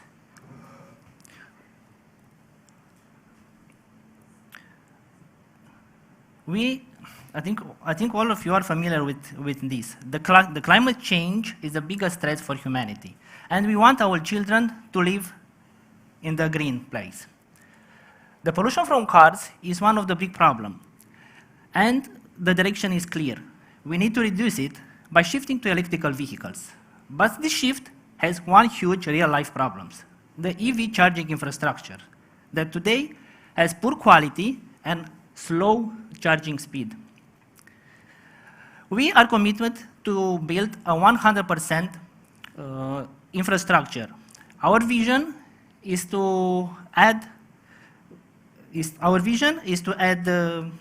speed, quality, and for users. So we at EV Spots want to build the first network of EV charging hubs. Our products: 180 EV fast chargers in high traffic spots on national roads. The first EV hub pilot project in partnership with Autonom, the leader market in mobility, and next 5 EV hubs, next 5 cities. We have a app mobile with focus on the quality community around it. Our operational plan for the next year is to install the first stations and to launch the first EV hub and prepare the next 5 ones. A quick overview. In Europe today, we have 1.8 million EVs and 0.3 charging stations. By 2030, these numbers will skyrocket to 40 million EVs and 6 million charging stations. That's over 27 times. For example, in Netherlands, we have 47 stations on 100 kilometers, and Romania has barely 0.5. The market will evolve from a niche market to 36 billion euro by 2030. The CEE market will have around 3 billion, and we target around 5% of this. Next year, we estimate around 200K revenues. We have 2 models. Fastnet, a company from Netherlands with 1 capitalization that are listed on Amsterdam Stock Exchange, and GridServe, a company from UK that have already developed their first EV hubs and obtained a big investment. We have 2 revenue models: business to C, charging by app and service inside hub, and B2B, charging as a built-in service. We are part of a strong group with high experience in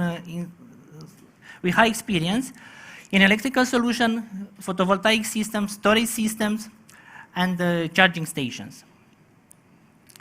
Our team have over 15 years of experience in business development, energy project, storage, PR, marketing, and project management. For the next year, we have the finance for the first stations and for the first EV hub. And we are looking for the finance for the next 5 hubs, around 1 million euro per hub. We want to build this future together, so hope to be with us, and please buy an EV. Thank you very much. Thank you also.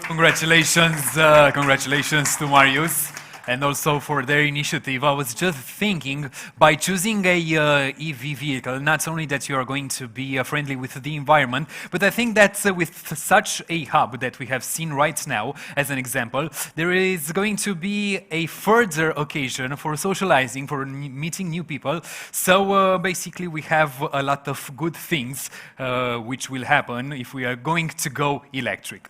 Now, carrying on with our pitches, which are very inspiring. I'm learning basically, and I'm watching them with a lot of enthusiasm and trying to see what can I do better or what I didn't know actually. So I think that a lot of us are going to be inspired today, and also I think that we are going to find maybe a little spark of inspiration so that we can change something in our daily or in our normal activities. And the next startup is called 2030 Builders, and it's a very interesting platform that helps companies to implement sustainability in their organizational culture through employee engagement. Let's find more about this from Gabriela Negru, CEO and co-founder 2030 Builders. Welcome, Gabriela. Thank you, Alex. Thank you very much. Good evening, everyone. I know it has been a little long, but I'm putting a little more of your attention if you can have it here. I am Gabriela, and I'm the co-founder and CEO at 2030 Builders. And today, I am pitching to you because I draw the short stick.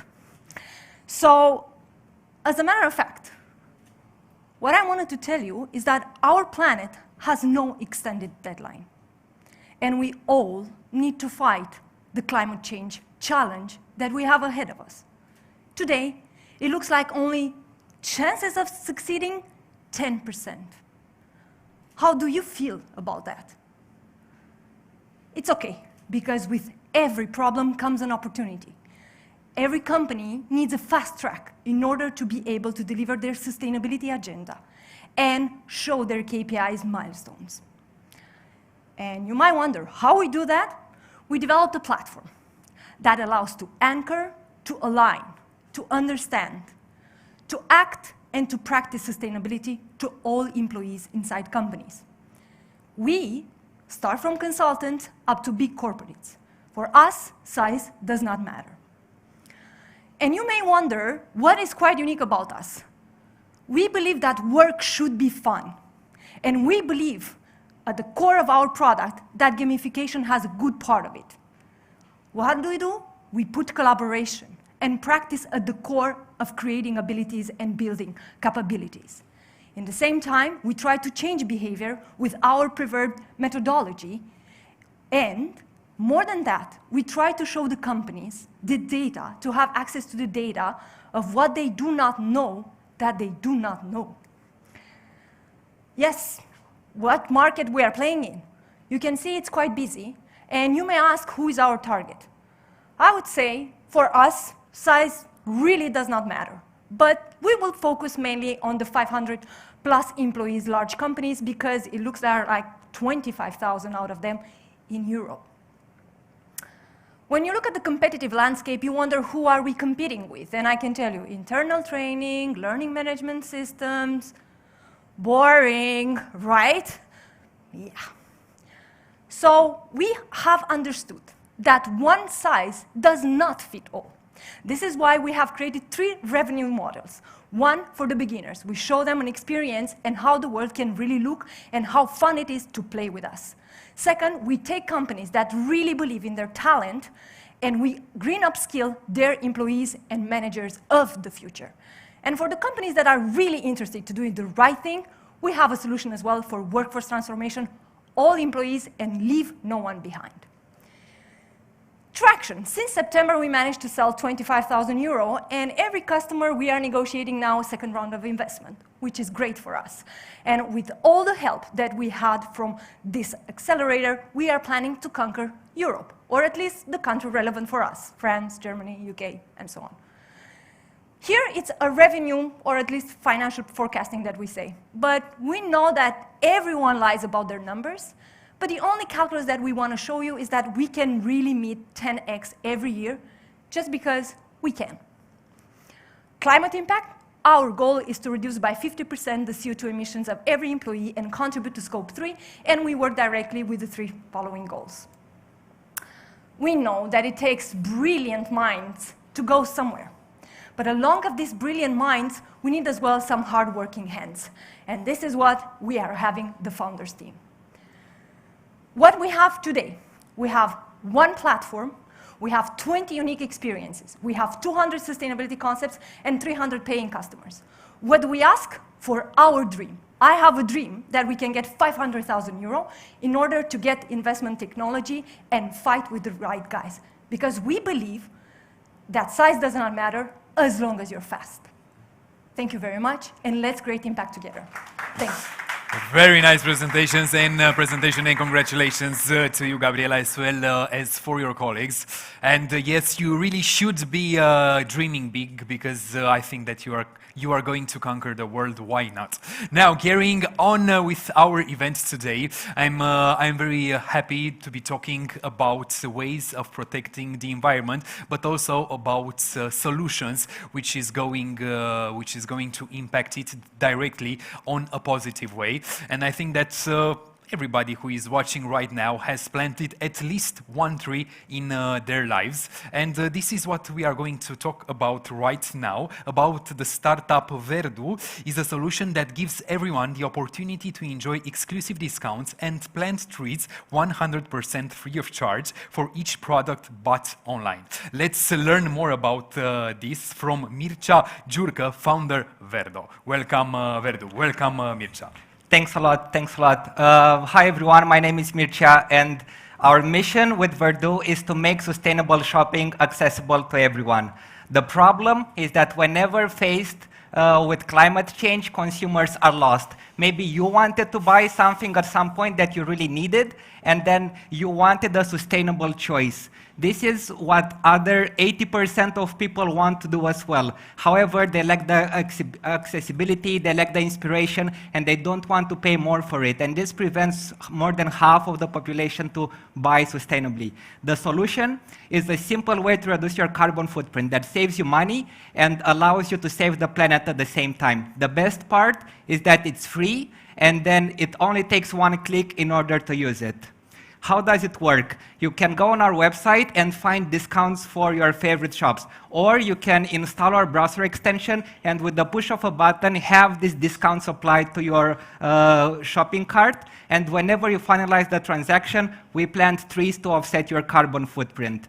Why trees? Because one tree can offset 20 kilograms of carbon per year, and you only need 200 in order to be net zero. The market that we're addressing is enormous. It's worth 10 billion euros, and it's at the intersection of online shopping and the accelerating growing of the green economy. When it comes to competitors, we are uniquely positioned to have a high reach compared to the subscription-based businesses, and then we encourage mindful consumption, unlike the discount websites that we're competing with.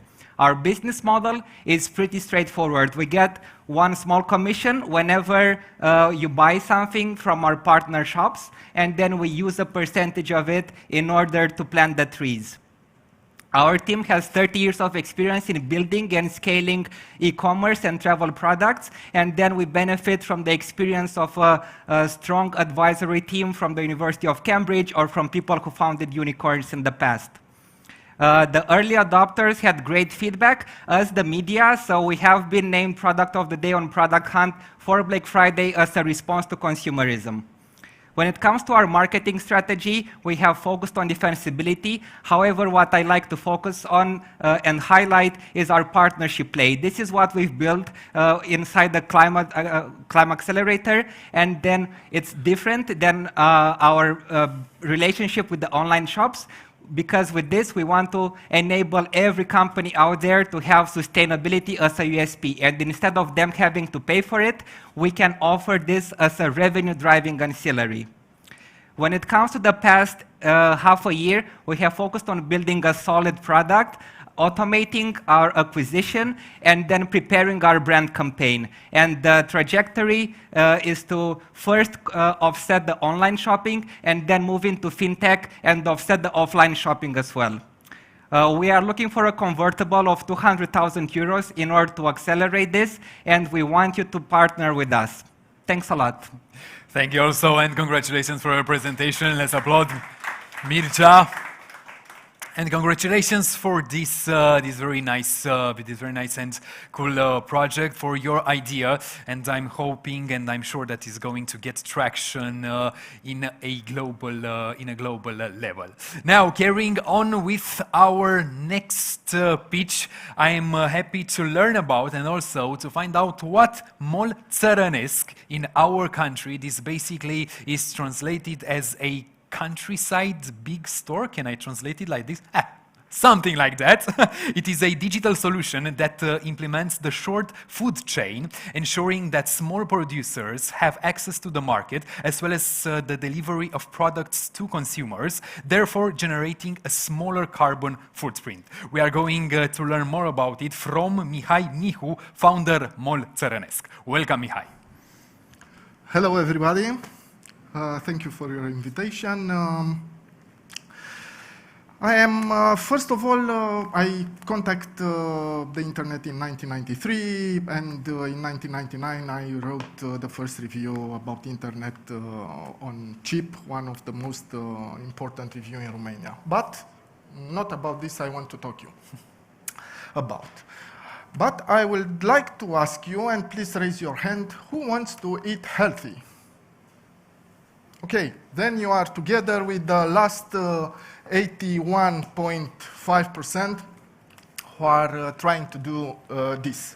But somewhere in between, something is happening because the access to the healthy food is not happening. We have two main problems. One regarding to the producers, to the farmers, who have a non-existent market access, and of course to the clients who are they have a lack of trust about the producers. In this way, we developed Moltsarenesc, who is more than a marketplace. It tries to be an ecosystem. We have two components, an online component and, of course, an offline component, because it's very important to have a physical contact with the customer or with the producer, on the other hand. So we developed several components which created an ecosystem we already developed. About the competition, for the instant moment we are on a blue ocean. We don't have, for this kind of solution that we are providing, competition. But for smaller pieces, we do have hypermarkets, supermarkets, traditional markets who are highly aged. And of course, we have online competitors where the Facebook groups are trying to offer a solution for this kind of relationship. Because it's more than an acquisition of a product, it's more about creating a relationship between the client and the customer. What they don't have, they don't provide transparency, they don't provide trust, they don't educate, because Moltsarenesc is more than a marketplace, like I said before. It tries to educate the consumer and, of course, the producer as well. And they are not green.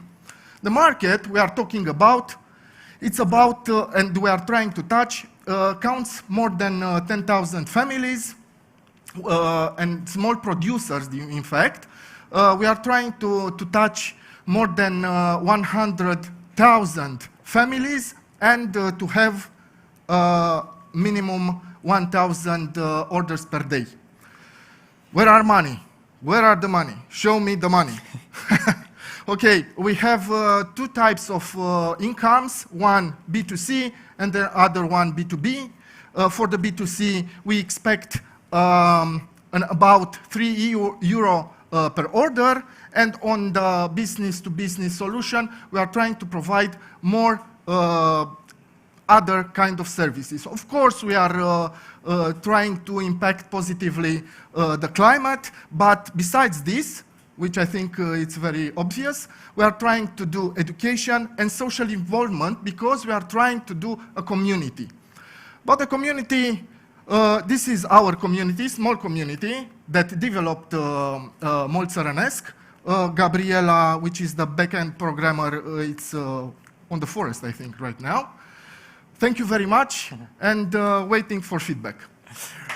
Well done, congratulations, and thank you very much, Mihai, for your presentation and also for your initiative. Great idea, and I'm hoping that everything is going to turn out exactly as your spirit, and that's great. Guys, now as Mihai told us, show us the money, I'm going to ask you, at least the few people which I have here, to show me a round of applause for everybody, because this was the pitching session. Congratulations to you. You are great inspiration, and I was just thinking about it, that unfortunately most of us are singing on a singular bass, but you are thinking on a plural way, and that is a great way. And thinking that you are going to impact the future generations, our future kids, and everybody. So congratulations for having the courage and initiative to be doing this. Now, as you know, we are going to have right now a fireside chat session. So we are going to have two guests, which I want to introduce to you. We are going to have with us Lina Las, founding partner, the Better Fund, and head of Expansion Baltics, who will join us online, and Andrei Dudoiu, managing partner and president BOD at Seedsblink, who is here with us. The session will be moderated by Vlad Gliga, CEO Rubik Hub and co-founder the Climate Vertical, which you have already met earlier. So Vlad, the microphone is yours. Thank you.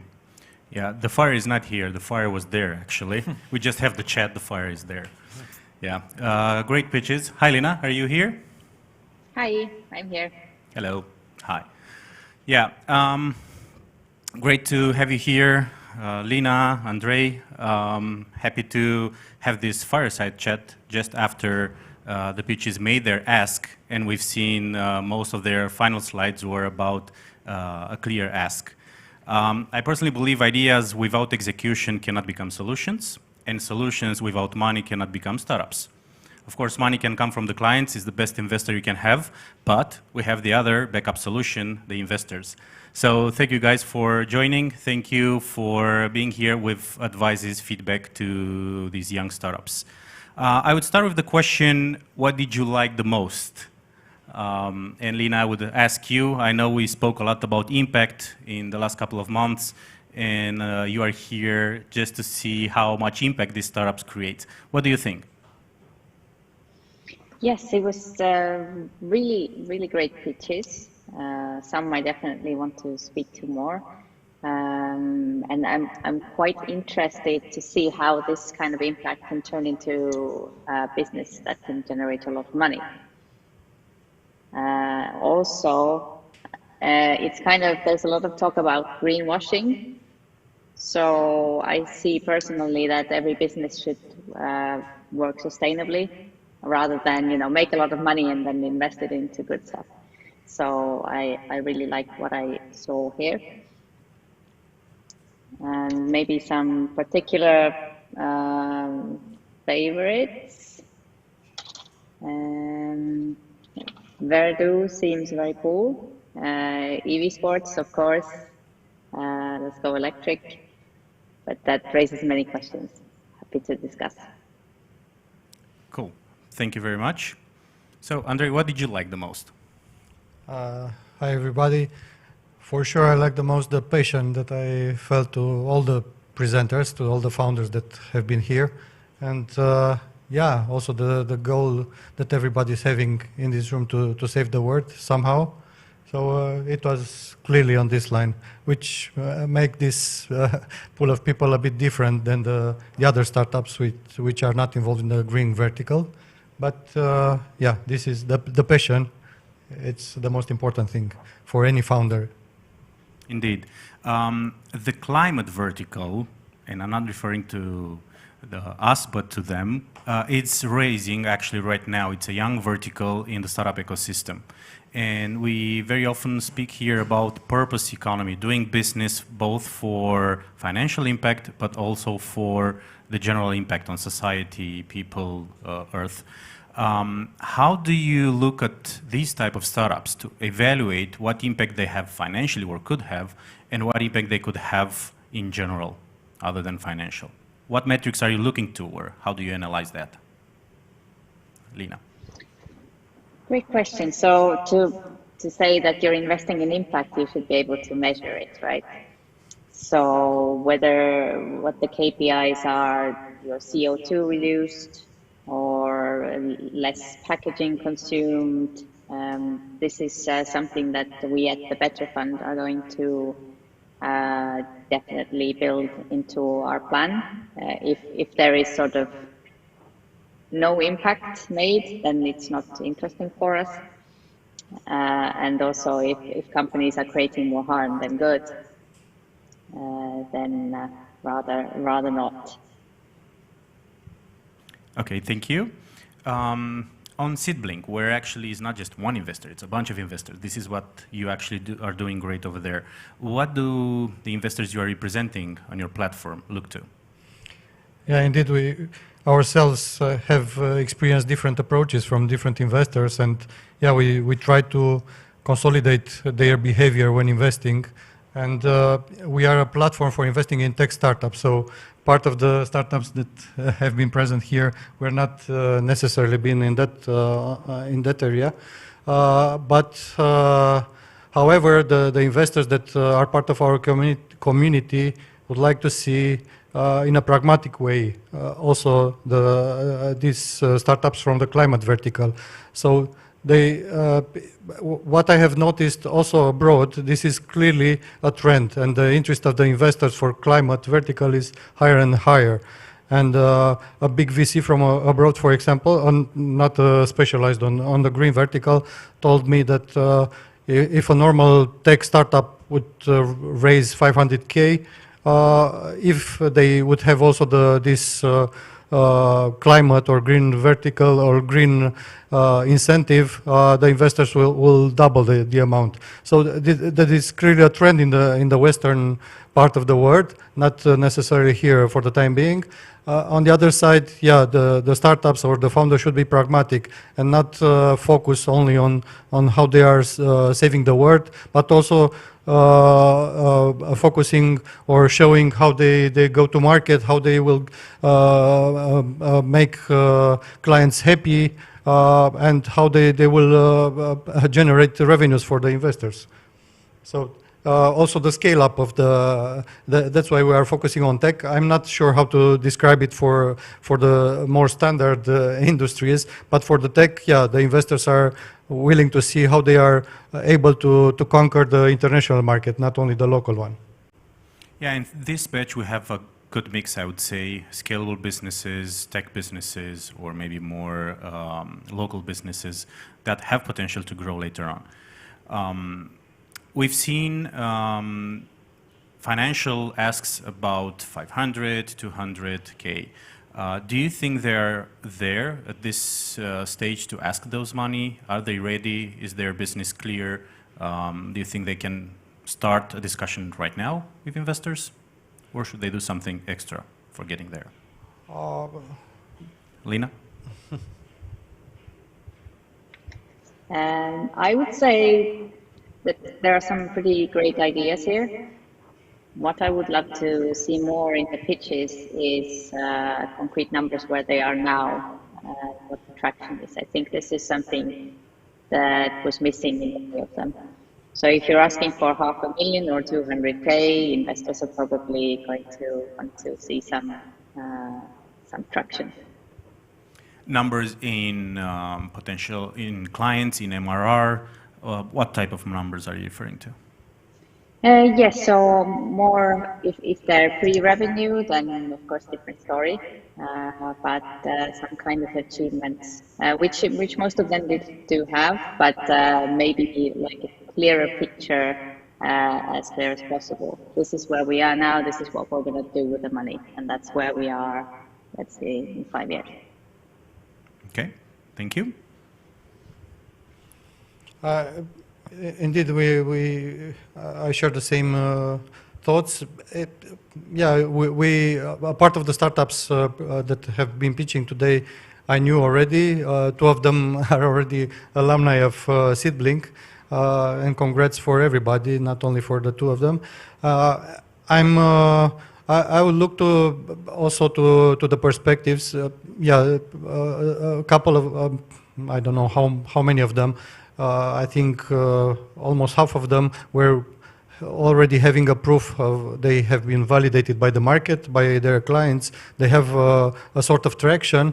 Some of them also have lead investors, which are important also for the other investors to follow.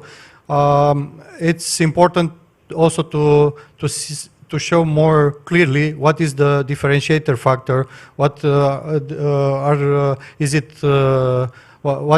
it making them different on the long run. And for some of them, I haven't noticed clearly this X factor there. could be described better, or to have a better explanation on that.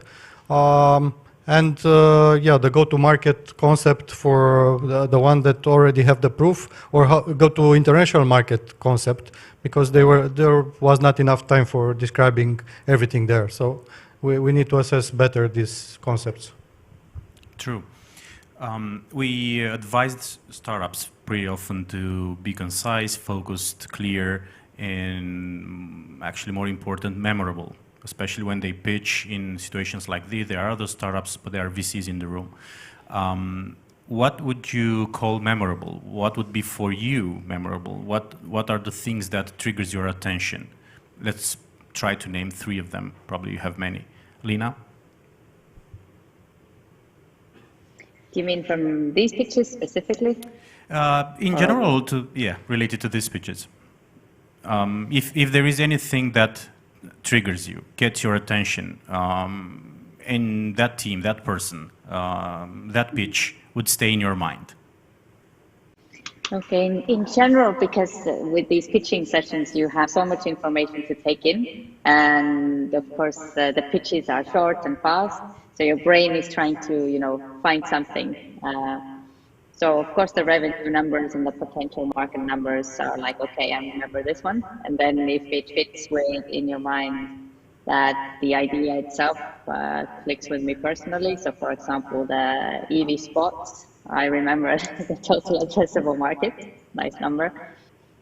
So with investors, I would always say, you know, put the big important things like how much money you could make, because that's what investors want to see, to what impact are you making. And if these 2 things are clear, they will at least remember your name to get back in touch later. Thank you. Andrei? So 3 things. First of all, the attitude, the passion. You can feel it from the founder. Second, I would say what makes you different. And third, to be able to describe in 1 sentence what are you doing, what is your activity, what you are supplying. Very interesting. I didn't hear numbers from both of them. Yeah, because you tend to forget it, to forget the numbers.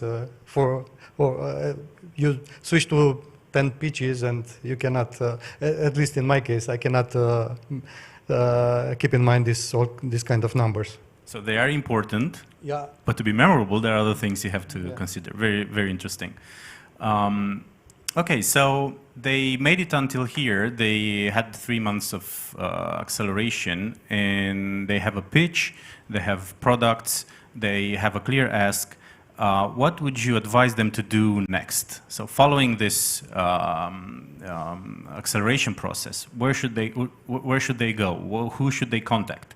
How can we support them better? Because this is what we intend. The program is not finishing here. We'll continue supporting them. And in our mind is to connect them with investors.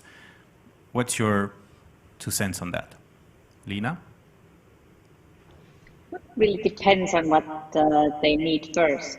So if they already are generating revenue, maybe focus on that a bit more. But if the sole focus is to get the investment quick, then I call it like throwing spaghetti at the wall. Of course, segment the investors that are interesting for you. The more relevant, the better. Of course, so if start with investors that focus on green impact and stuff like that. And then just test your messaging. I would say reach out to as many as possible, and very quickly you will start understanding, you know, what are the problems, and then you can tweak your outreach to them. You can tweak your pitches. You can tweak your decks. So maybe one controversial stuff is don't approach the best investors first, so that you can tweak your messaging. But yeah, it's a game of numbers. If you know what you're doing, have a great idea, there's a market for it, then somewhere there will be an investor for it. So you just need to find them. Thank you. I think you already did a great job for for training them to do it better and to go on with their idea. So I have noticed a clear development, at least for the startups that I've seen in the first pitching event, I think 3 or 4 months ago. And I would advise them to continue pitching as many times as possible to anyone possible, not only to the investors, but also to the friends, network, and some good ideas will arise also from this kind of discussions. And what you can do more for them, I think the connection, because they are specific, being part of this specific climate vertical, they would need more connections with investors from the western part of the world, which are more keen or more they have a much better exposure on what is happening. Also on the legislation side, what are the waves coming, and how they could the startups could benefit with their products from these changes, not only regulatory but also business changes, and of course putting them through with different important corporations that could use their products, not necessarily directly on the pay, but testing their products and so on. Yeah, thank you. Great advice.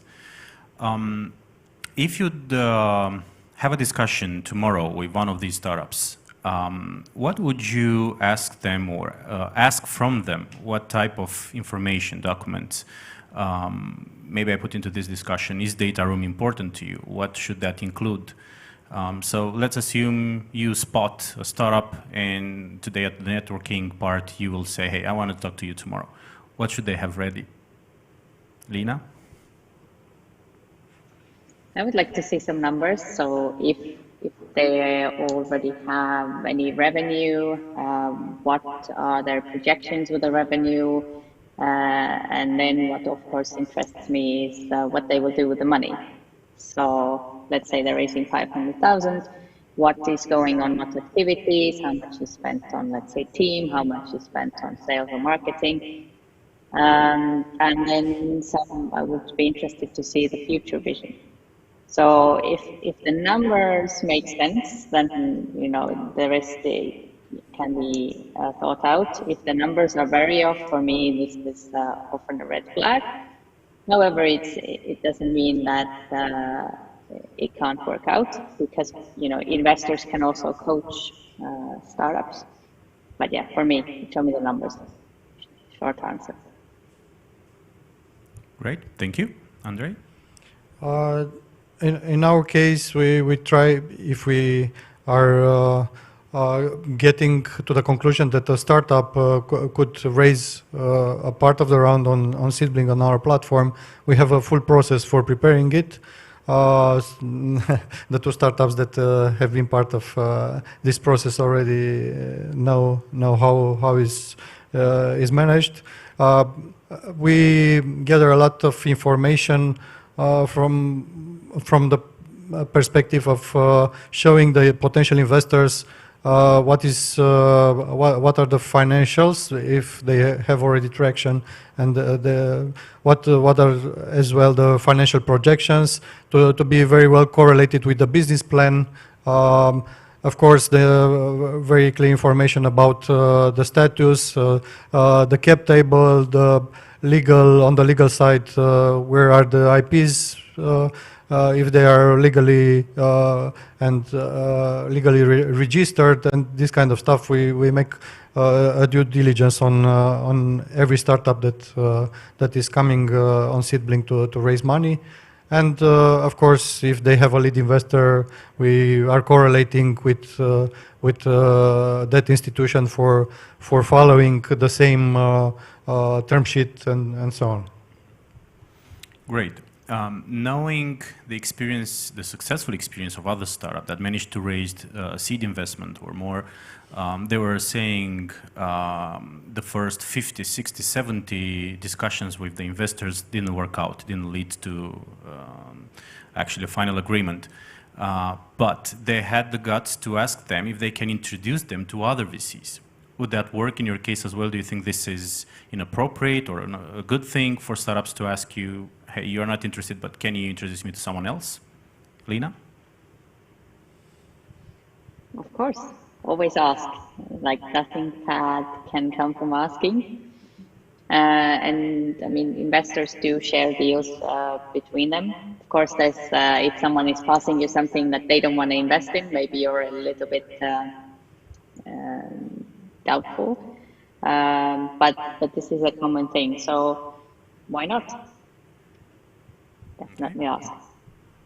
Totally agree. So yeah, it's about the perseverance of each founder to knock to as many doors as possible, and for sure, irrespective of the feedback they get from different or negative feedback they get from different potential investors, they get knowledge with in this process. So yeah, knock to as many doors as possible.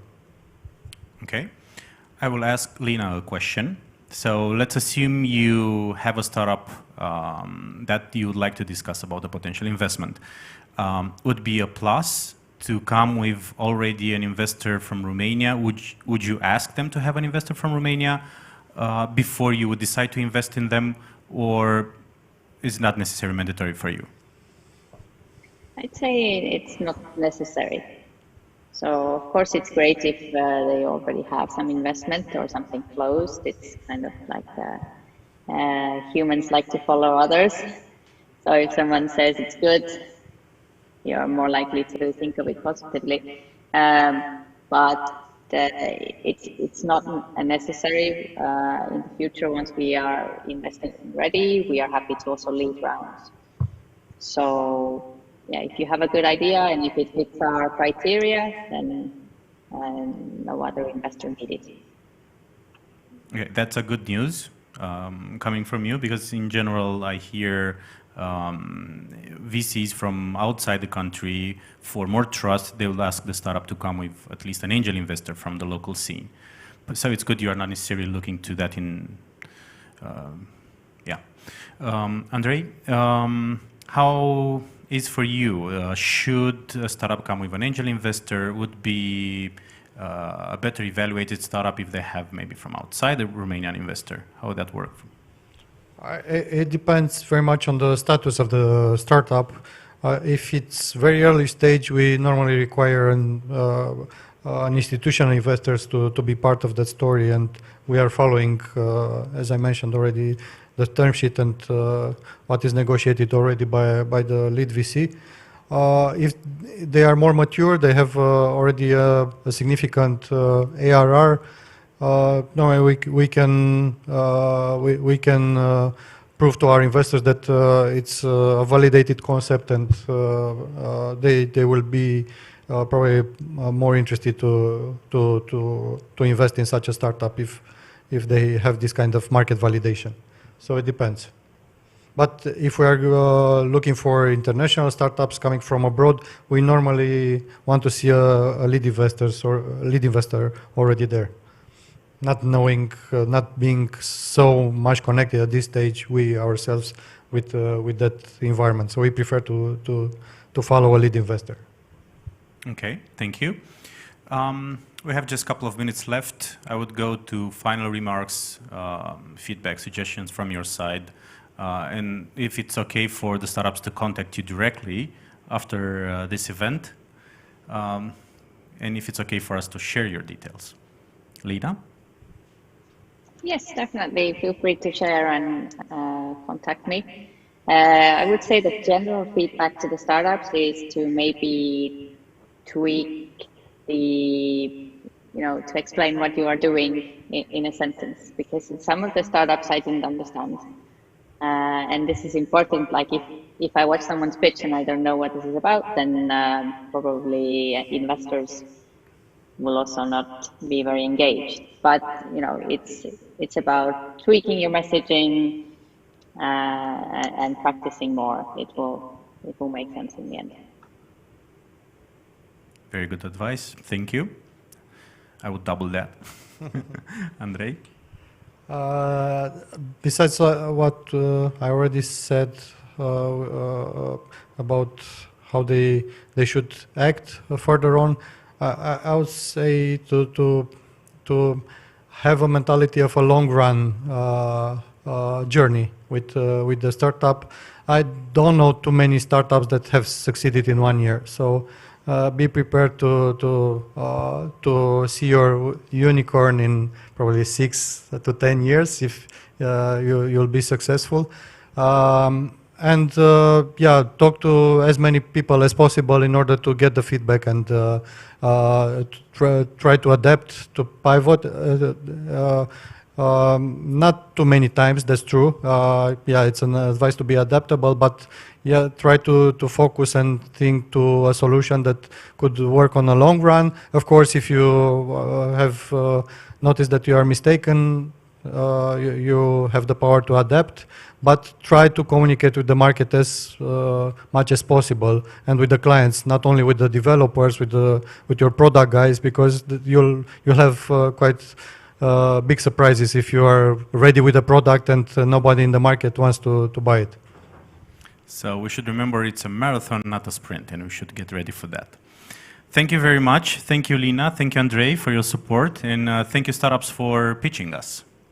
Good luck with your progress and keep executing well. Thank you. So, yes, I have my microphone on. Everything is all right. So once again, please, let's give a big round of applause to our guests. Thank you very much once again, Lina, Andrei, and Vlad for this great session and for learning valuable things. As I'm hoping that we have been doing all day long at our events today. And before closing, I would like to make a few final comments, some key figures from the program so far. So bear with me because there are some very interesting and important informations. We have 179 eco-innovation ideas submitted, 28 startups selected in the program. We have national coverage, founders from all regions of the country, more precisely from 14 cities in Romania. Founders from 3 other countries also, over 20 experts who supported over 50 hours of business topics, business modeling, and also product development and MVP, team alignment, financial management, venture capital, pitching, customer service excellence, pricing, community building, strategy, business scaling, and so on. 28 mentoring relationship with over 110 hours in one-on-one sessions, over 70 hours of consulting with experts in sales, online marketing, leadership, and organizational culture, access to European funds, e-commerce platforms, pricing, scaling, and investor relations, MVP validation, product, and so on. The Black Sea ClimAccelerator program continues, and the participating startups will continue the investor consulting and the connection sessions and the mentoring sessions as well. Also, the Black Sea ClimAccelerator is supported once again, as I already told you, by EIT Climate Kick, and it is a program organized by Impact Hub Bucharest with Raiffeisen Bank Romania as main partner and Graffiti PR as sponsor, together with the climate vertical, with Volta as main partner, alongside our Bulgarian partner, also co-organizer, Innovation Starter in Bulgaria. So, this was our event. I would like once more to thank you for being with us. In different cases, either you were a member of the jury, either you were a mentor, either you're simply a guest or a member from the startups today. We are very happy that together we can shape a brighter future, a more eco-friendly future, and also a future which will give us more reason to smile. My name is Alex Grecu. Once more, thank you very much for this occasion, for hosting this event, and I'm looking forward on seeing you with news and also to discover how our startups have grown their ideas. Have a great evening.